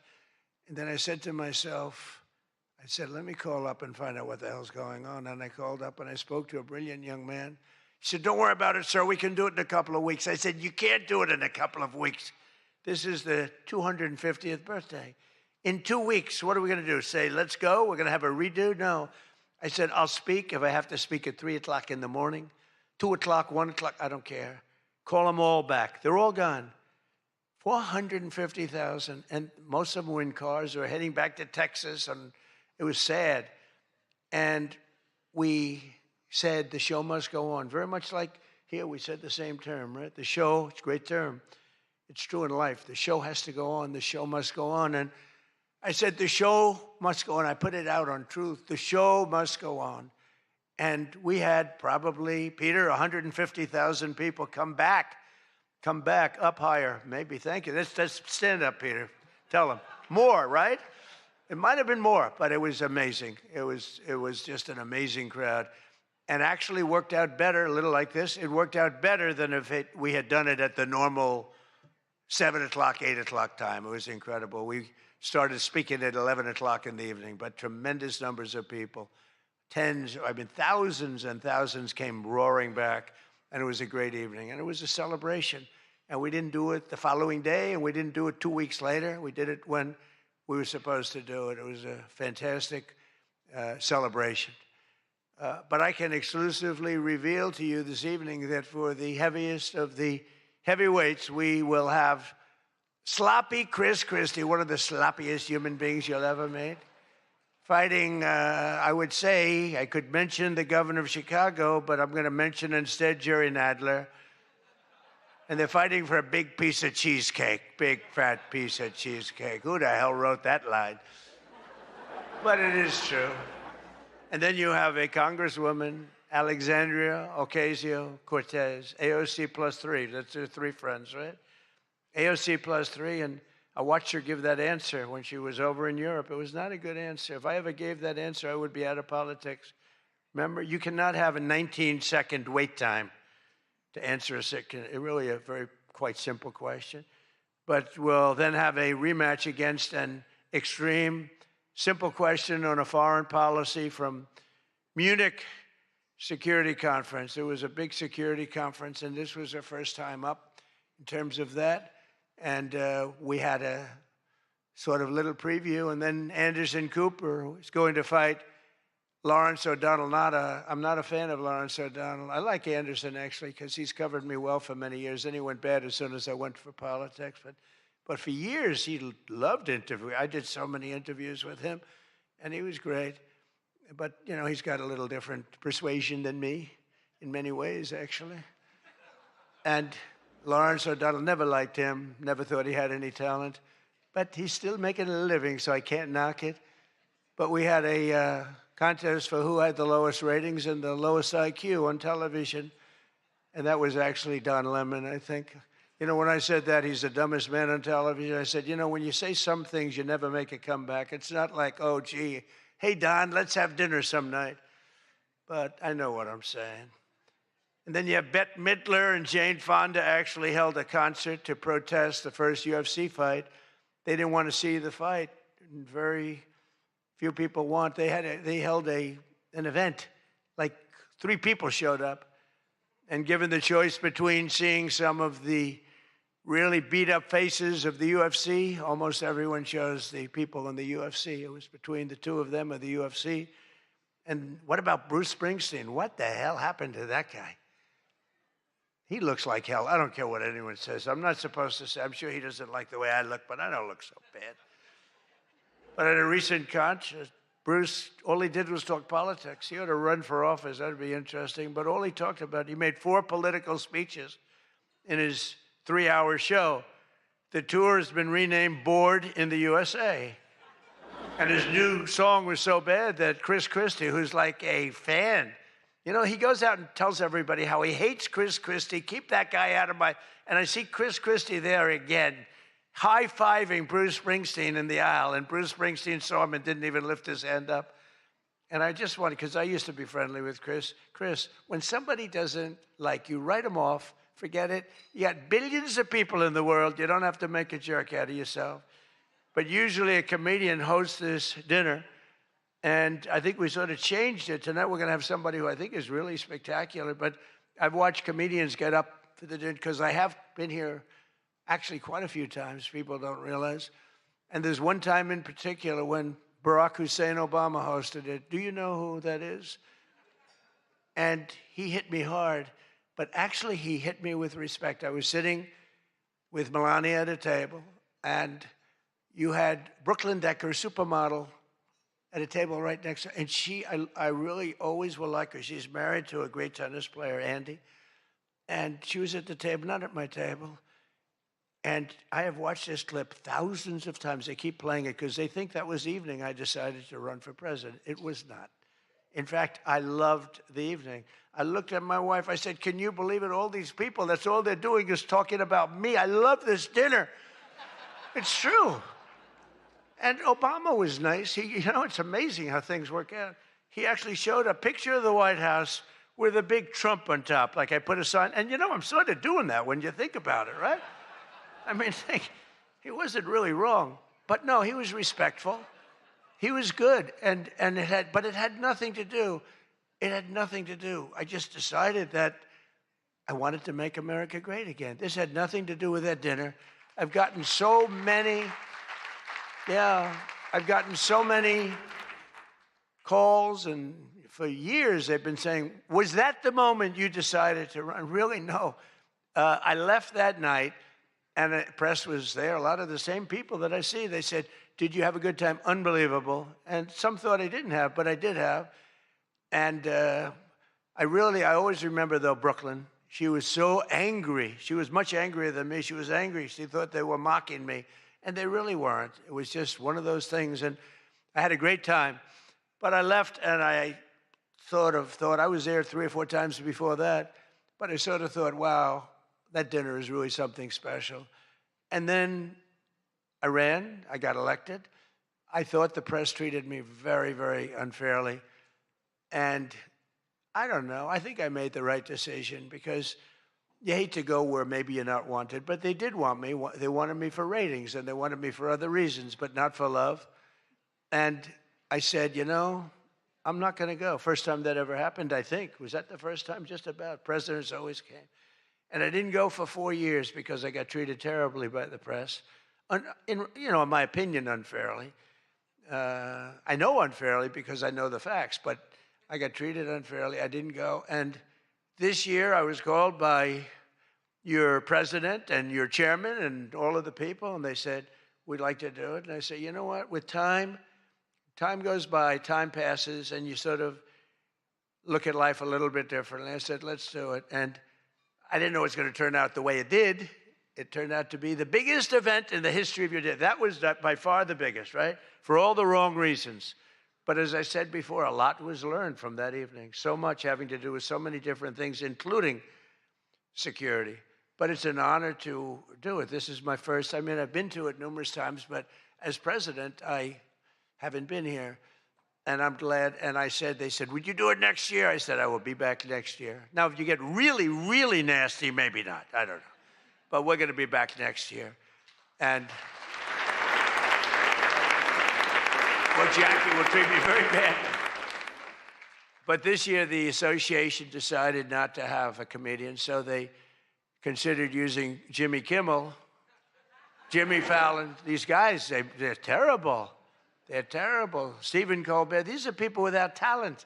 They get a lot, they have talent. You know who has talent? Their agent, getting them the money they get. They have no talent. But they are not comedians. They're not funny people. They're angry people. They're sick people. But the association really put on a big show, and they have somebody very special. I look forward to seeing him. And so they thought about going with a professional clown for entertainment, but Adam Shifty Schiff was not available. You know, he's known, I called him, I hate some people. You know, I shouldn't say this. I'm not supposed to hate. I'm supposed to love everybody. But he's a terrible person. He's a liar. And I called him Watermelon Head because he has the largest head I've ever seen with the smallest neck, pencil neck. How does that big, fat, ugly head stand on a little pencil neck? And then I'm told that even Rosie O'Donnell reached out from Ireland. She really wanted to be here in order to honor me. She loves me very much, and she was desperate to come back to the United States and pay her respect to Donald J. Trump. But that didn't work out, unfortunately, because nobody wanted her to come back. But she's one of the greatest sufferers of Trump derangement syndrome. She's a sick young woman, sick older woman, I guess now I have to say. So instead, we're honored to have, for entertainment, the very talented mentalist, Oz Perlman. And everybody, they said, are you going to stay? I said, yeah, I'll stay. I mean, I think I'll stay. What the hell else am I going to do? I've got Iran, I've got this, I've got that, which is all going extremely well. Don't believe the fake news. You know, it's the only thing we were talking before, I said, so we've hit Iran very hard. Their Navy is gone. Their Air Force is gone. 250 jets, no longer.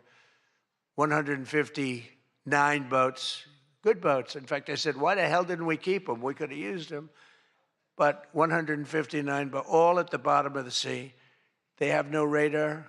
They have very few drones left, despite what you see. And every once in a while, they're going to set some things up, but they don't have much left. And by the way, they are talking to us right now. They'd love to make a deal. I don't think they're ready to. I don't think it's time yet, but I'm willing to listen. But they cannot have a nuclear weapon. We don't want to see Washington, D.C., or any of our cities, or Israel, or frankly, the Middle East, destroyed with a nuclear weapon, because I know the power of nuclear weapons. I see it. I get to see it. We're not going to let that happen. So this is all about, we will not let them have a nuclear weapon. And they would use it. They would use it if they had it. But Oz, I do have one question about what happened that time, because he was there. How the hell did you not see that coming? He sees everything. He sees everything. He's telling me about your grandmother and your this. Why the hell didn't you? We got to ask him that question when he gets up here. Why didn't he see that coming? But of course, this evening, it's really all about the fake news media and your handling of prizes, and writing and producing and performing made-up stories like the Academy Awards. You know, Academy Awards used to be the epitome of ratings. Outside of the Super Bowl, it got the second most ratings. Now it's down in the dumps. Nobody wants to watch it anymore because they took on Trump. They hit me all night long. They hit me. The winner is so-and-so. I want to talk about Donald Trump. I hate this man. Nobody wants to hear this stuff. Right, Peter? Nobody wants to hear. You ever see the ratings? They used to have 48 million people. Now they have 2 people watching. But they'll learn their lesson.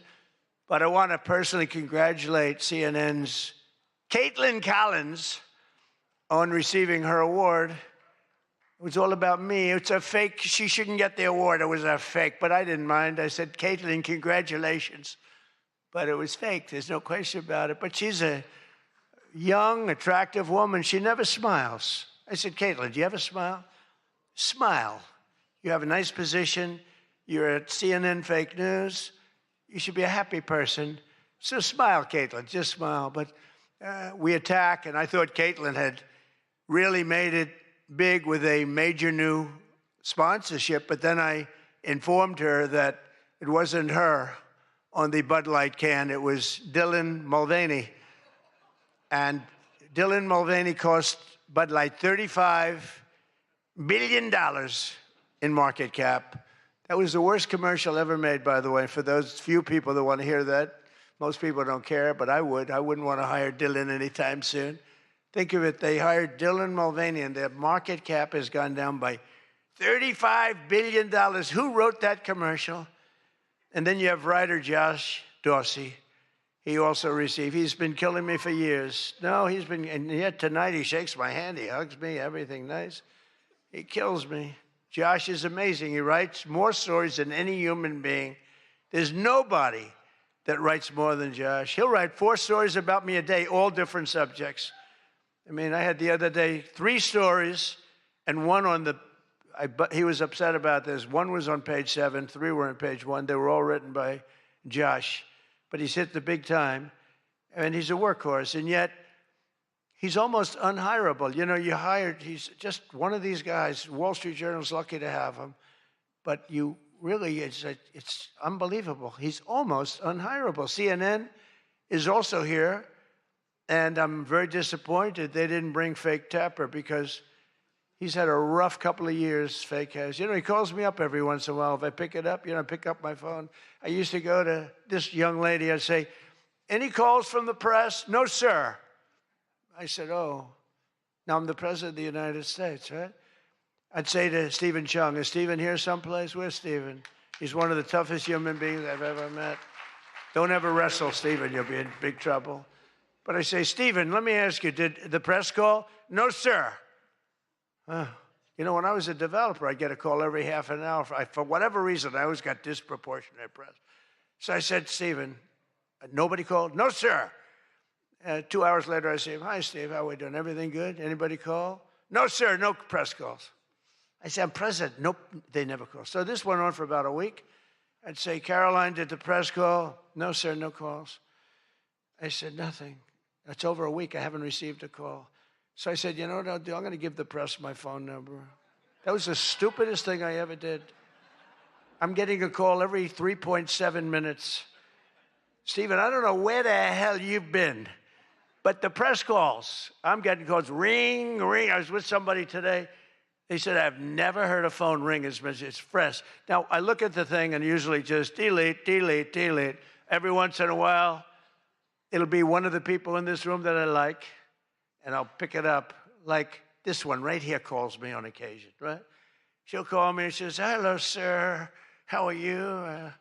We want to talk about some horrible subject, like a horrible, depressing subject. I say, Jackie, I don't want to talk about it. Congratulations, however, on your new marriage. But I don't want to talk about it. But it's true. And people call me now. And so for weeks I go, no calls. And I learned then that both of them, they feel that I'm doing a great job and they feel I'm above it all. And that no person, hundreds of people call no person, is good enough to talk to Trump. And so we don't even bother telling you. That's not the way it works, Caroline. You have to let me know because sometimes I do like to speak to the press. But now I have the best system I've ever had. It rings, and just so you understand, you're much better at putting your name. Because if there's no name, I just can't do that. You know, I pick up every once in a while. Hello, I'm from Reno, Nevada. We're a startup paper.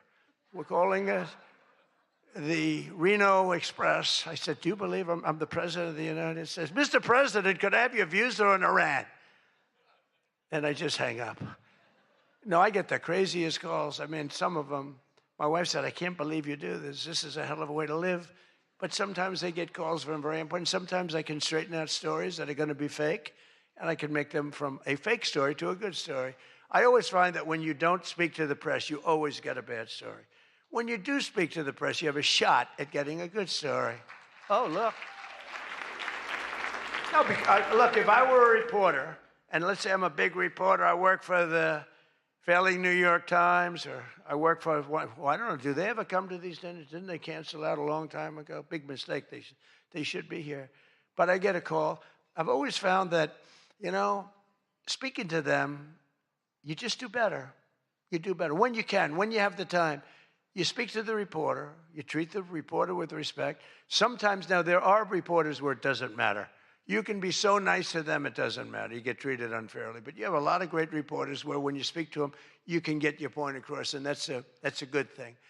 But some people say that Jake Tapper is a great investigative reporter in D.C., and that's why after moderating our debate, it only took him 1 year to break the story that Joe Biden might possibly have suffered from cognitive decline. It took him 1 year. He wrote a book about how great he was mentally, not too good. And I don't like Biden because Biden was very unfair to a lot of people.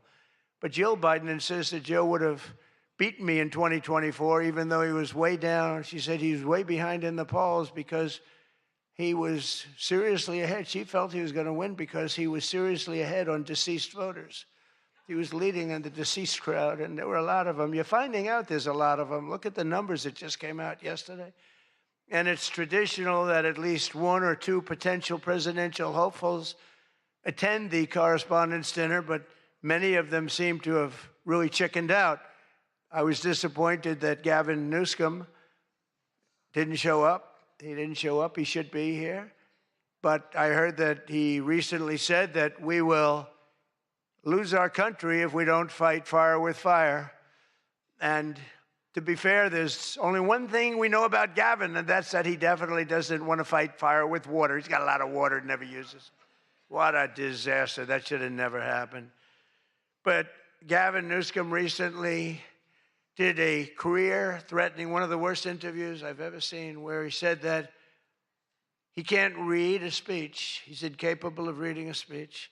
He's a low IQ person. He's smarter, however, than all of the people in the room, and then he gets sued for being a racist, okay, when he said that. But he basically said he has various mental incapacities. He has difficulty in various other ailments mentally. And I'm looking at him saying, this is the worst interview. I'm watching this interview. I said, this is the worst interview I've ever seen given by a professional politician. I've been watching politicians for a long time, mostly on the previous side, because I haven't been doing this too long. How am I doing? Not bad for the number of minutes spent. Not bad. But with Gavin, so he said that all these things, and I said, anybody running against him, all they have to do is take that one interview and you can't lose. I actually put out a statement that Gavin Newsom has come out and said he will not be running for president because nobody can say what he said about himself and survive. Newsom was in big trouble when he openly admitted that Kamala was smarter than him. She said, Kamala is smarter. If Kamala is smarter than someone, you don't want that person to be president of the United States of America. Between California's policies of enabling wildfires, paying drug addicts to be homeless, giving free sex changes to illegals, and telling rich people they're going to take away, all of your money is going to be taken away. People are fleeing, and they're fleeing in droves. We can't have that in this country. It's becoming such a horrible and dangerous location that Ilhan Omar, one of my favorites, and her brother are thinking about moving together, very much in love. A video has surfaced recently of Ilhan giving a speech referring to World War II as World War XI. And they asked her about that. She thought she got it right. But I'm not surprised because she's a low IQ person. And she's also a very dishonest person. And she ought to get the hell out of our country. She shouldn't be here. She shouldn't be in our country. She also calls her brother husband number one. Omar is reportedly being investigated for fraud. She revised her net worth.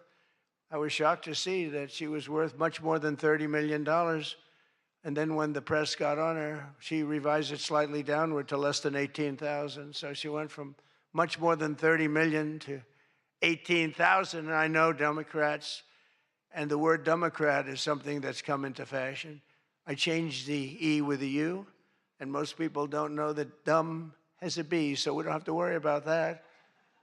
It's very quiet. I thought it was quite good, but I haven't gotten much credit for that. Fake news, good. Pocahontas, good. I won't say Lion Ted because he's on my side. I don't talk about past conquests, but we have a lot of them. I won't talk about them. They got a whole table full of Republicans there. They're saying, no, don't mention my frickin' name, will you please?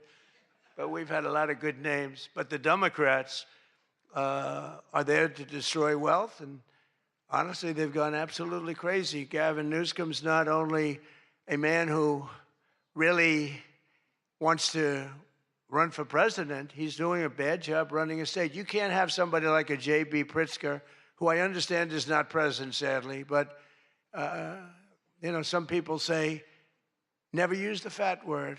And I don't. I would never call anybody fat. I have my own problems, It's not like I'm perfect. Sir, in the back, don't call him a fat pig, okay? I'm sticking up for him. Don't call him you. You can't do that. A man who obviously has a problem. Actually, he's lost a lot of weight. I saw him recently. He lost quite a bit of weight. I don't know what the hell. He's got no chance, believe me. Anything he does, the family threw him out of the business. A number of other potential Democrat contenders sadly refused to show up tonight. We invited Elizabeth Pocahontas Warren. She's referred to Pocahontas because, in fact, I had to apologize. People came up and they said, we want you to apologize to Elizabeth Warren for calling her Pocahontas. And I ended up apologizing to the real Pocahontas. But Elizabeth Warren was supposedly of Indian heritage. And then she took the test, and she only had 1,024th Native American. And I said, you know what?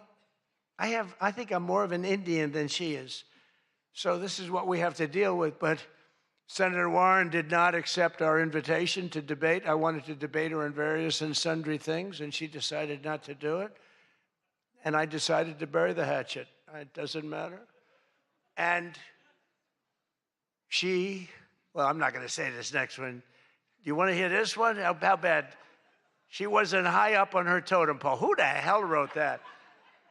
No, she's bad news. I wanted to make sure that Jack Smith, deranged Jack Smith, remember he went after me for about 2 years? How did he do? Not too good. I'm in the White House and he's not doing as well. I was going to say he's in a different kind of a house, but he's a deranged human being. He's a bad prosecutor. Prosecutors are very important. A great prosecutor, a fair prosecutor, but that's the great prosecutors, the ones that are fair. They're very important to a country, but this guy was a deranged lunatic.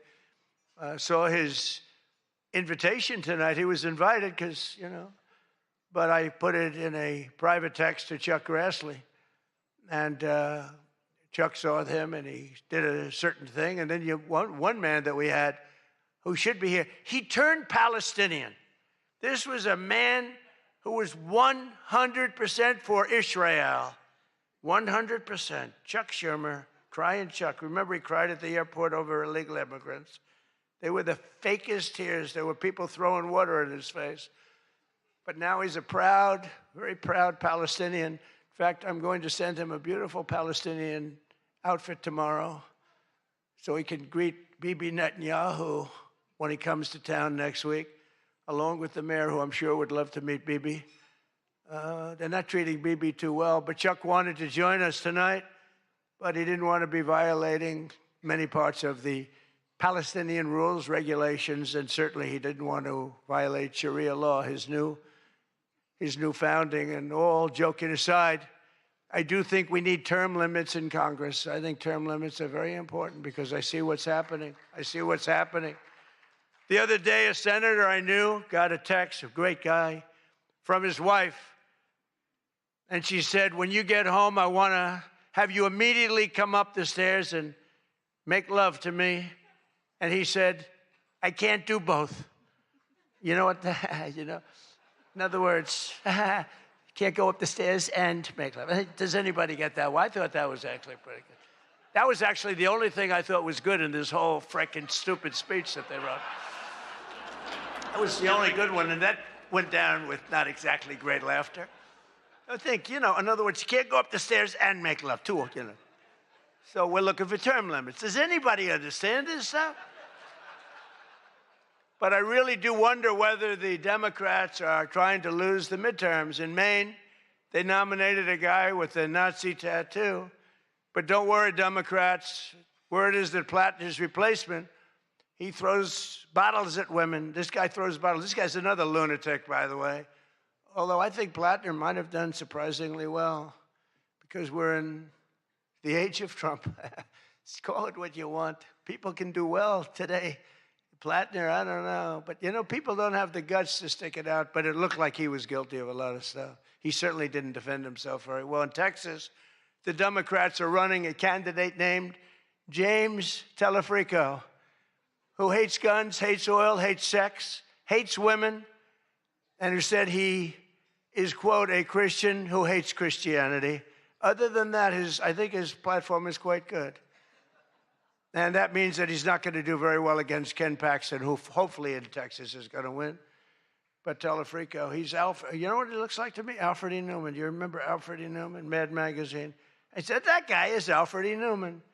Can't imagine he'd win. Well, I have all of the press here in one place. I have to say that we're having an amazing load of accomplishments that the media never talks about. For example, under my administration, a once feared and powerful regime that relentlessly attacked America has finally been toppled. Their former leaders have been removed, and they're now being run by a gay dictator facing internal divisions. But I, for one, wish Barry Weiss all the best at CBS News. She's a wonderful woman. Most of the press lives here in Washington, D.C., and you should be thankful for me for what my administration and I have done to make our nation's capital, which was one of the most dangerous and unsafe cities anywhere in the world, one of the safest cities in the United States. Crime is down 88%, and our capital is shining again with 62 monuments, statues, water fountains looking more beautiful. The graffiti's all gone. The tents are all moved out of the parks. The fences are all done. Our capital looks like it's really in good shape. And people coming here, people in the White House, they work in the White House, they all say, young women, young guys walk up. They say, thank you, sir. 2 years ago, we lived in a dangerous city. We lived in a city where 150 people were killed a year. And now we have almost a crime-free city. Our National Guard has done an incredible job, and we've removed over 5,000 career criminals. We removed, there's one stat, I think it's a great stat. It's to me, it's fantastic. 2% of the people create 91% of the crime. That's something you can fix, and we fix it. We moved out over 5,000 career criminals out of Washington, D.C., and we have the greatest capital in the world. Again, it's beautiful, it's thriving, the restaurants are thriving. You couldn't get into a restaurant because they didn't have, all the restaurants were closing. And if you even got in, you felt unsafe. People were getting into Ubers and they were being attacked when they were in an Uber. It's not happening anymore. We have tough, smart people, and they have done a fantastic job. Washington, D.C. is safe again. You can't get into a restaurant. The restaurants are opening up. They're opening up all over the city. They can't get, it's the exact opposite. They can't get space. But mostly I've given up on you and the media so that now I just gave up on you and I'm number one on TikTok. Did you see that I'm number one, Stephen? Is that true? I'm number one on TikTok. So how can they be so bad? 520, think of this, 425 billion views. Can you believe that, Peter? I mean, let's go, Peter. I gave up on you people. I gave up on traditional press. And it obviously worked because we did win in a landslide. I mean, somebody's got to be saying something good about me. But TikTok, good old TikTok, and I was able to get it sold to a group of very wealthy people, mostly Americans. I was told President Xi, who's a man that I get along with very well, he was a hard no for the sale of TikTok. They all said he's a hard no. I said, well, let's call it, put your group together. They put it together, billions, hundreds of billions of dollars. I called up President Xi, I said, President, look, these are American people. They're wonderful people. In fact, one of them happens to own CBS, actually. I mentioned his name. I said, these are wonderful people, and it'll be a good thing. Does it mean anything, President? It's nothing. It's nothing. They love your country. We'd love to see you approve the deal. And he goes, all right. That was it. It was done. And we sold TikTok. And he's a friend of mine. And he's not contributing to problems like other people contribute to problems. So we get along. But we made the deal. But number one on TikTok is Trump, and that's probably why we won. But for all of the trouble that you give me a lot of trouble, a lot of heartache. I hope all of you know that I believe in the free press more than anyone in this room does. Maybe not quite. But that's why I'm proud to be the most open and transparent president in history. They called me that. You know who calls me that? Caroline. That's about it. So would anybody else call me that? I think Peter would call me that. Am I the most transparent? Biden never used to answer your questions. He'd ask Biden 20 questions. He'd never get an answer. Who's the most transparent president, Peter? Who? I look at him. It's the first time he's tongue-tied. I cannot believe it. Oh, he's not going to be happy tomorrow.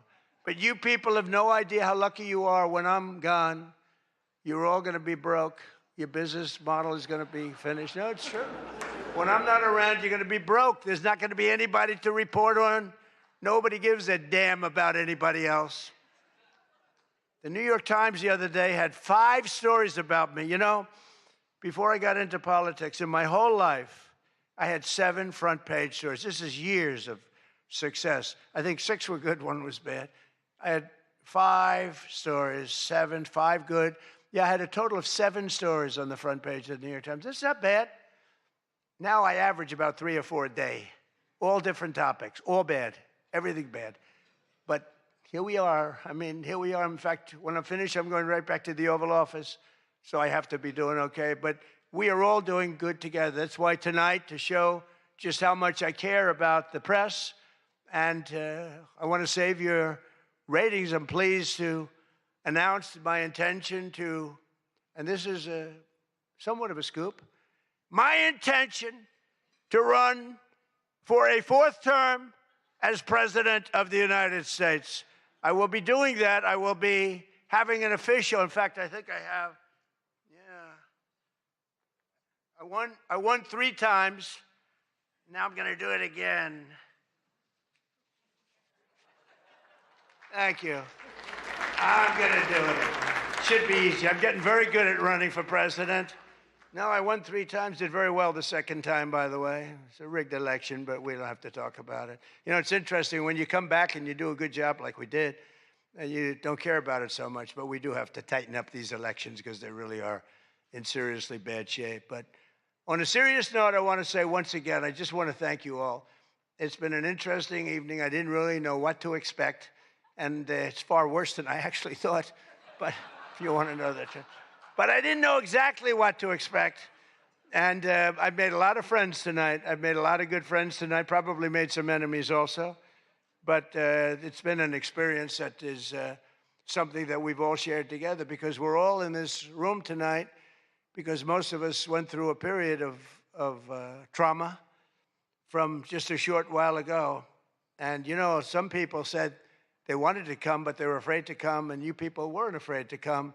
There were a lot of people that said, Jackie, they don't really, you know, they didn't have the courage to come. And we don't want that to happen. And I'm sure it's not going to happen. We're going to do things. Again, I want to thank our law enforcement, keeps us safe. All law enforcement. We have the greatest people on earth. You know, we had, 2 years ago, we had the worst record of recruitment in, as an example, the military, Army, Navy, Air Force, Marines, the Coast Guard, Space Force. I love Space Force. Look at all that shooting we're able to do from space. That was my baby. But all of the branches of, you couldn't get people to join. This was 2 years ago. And last week, you probably saw, some of you wrote the story, we have the single best recruiting of people into our armed forces than we have ever had in the history of our country. They are brimming over with great people. And that's a big statement. And that also goes for the police departments where they were having a tremendous problem recruiting. You can't get into a police department now. If you're looking for a job, it's very tough. And that also includes our great fire departments, because people forget about them. They're unbelievable, the job they do. So I just want to thank you. Look, we're on the cusp of something big, and I call it, and this, I'm being very serious when I say this, that this is the golden age of America. We have $19.2 trillion being spent in our country. A record was China. I think it was 10 years ago, 3 trillion. Trillion is a lot. 4 years, they went less than 1 trillion under Biden. And we have 19.2 trillion. And this is a period of actually 13 months, not even current, because we're here a little bit longer than that. But that was as of reporting dates. $19.2 trillion is being spent. Factories are coming. Toyota just announced they're going to be building the biggest car plant in the world. They're leaving Mexico. They're coming here. Tariffs did that. Tariffs did that. And maybe November 5th did that too, the election. But our country is doing things that nobody's ever seen before. And it is true. We were, and you've heard me say this, we were a dead country 2 years ago. Other leaders would see me and they'd say it's a miracle. President Xi told me that a few weeks ago in China, and he's coming here on September, I think, 24th, coming in September, the end of September, going to be exciting. But he said the same thing. The King of Saudi Arabia said it. Everyone said almost the same words. We thought you were a dead country. We never thought you had a chance. You were never going to make it back. And in a period of 1 year, you made it the hottest country anywhere in the world. We all did that together. It's not me. We all did it together. And we do. We have the hottest country anywhere in the world, and we're going to keep it going. And I just want to say, it is the room. I have tremendous respect for the people in this room. Sometimes I don't feel you treat me fair, or maybe you do. I don't know. I don't feel that, but sometimes you treat me very fairly. And I have a lot of respect for your profession. Your profession's amazing. And I just want to thank you for having me. And it's been fun. And I've met a lot of great people. And, you know, I used an expression, and I've used it right from the beginning. I did this for one reason, to make America great again. And that's what's happening right before your very eyes. We have made America great again. And it's going to get a lot greater. So thank you all very much. It's an honor to be with you. Thank you. Thank you very much.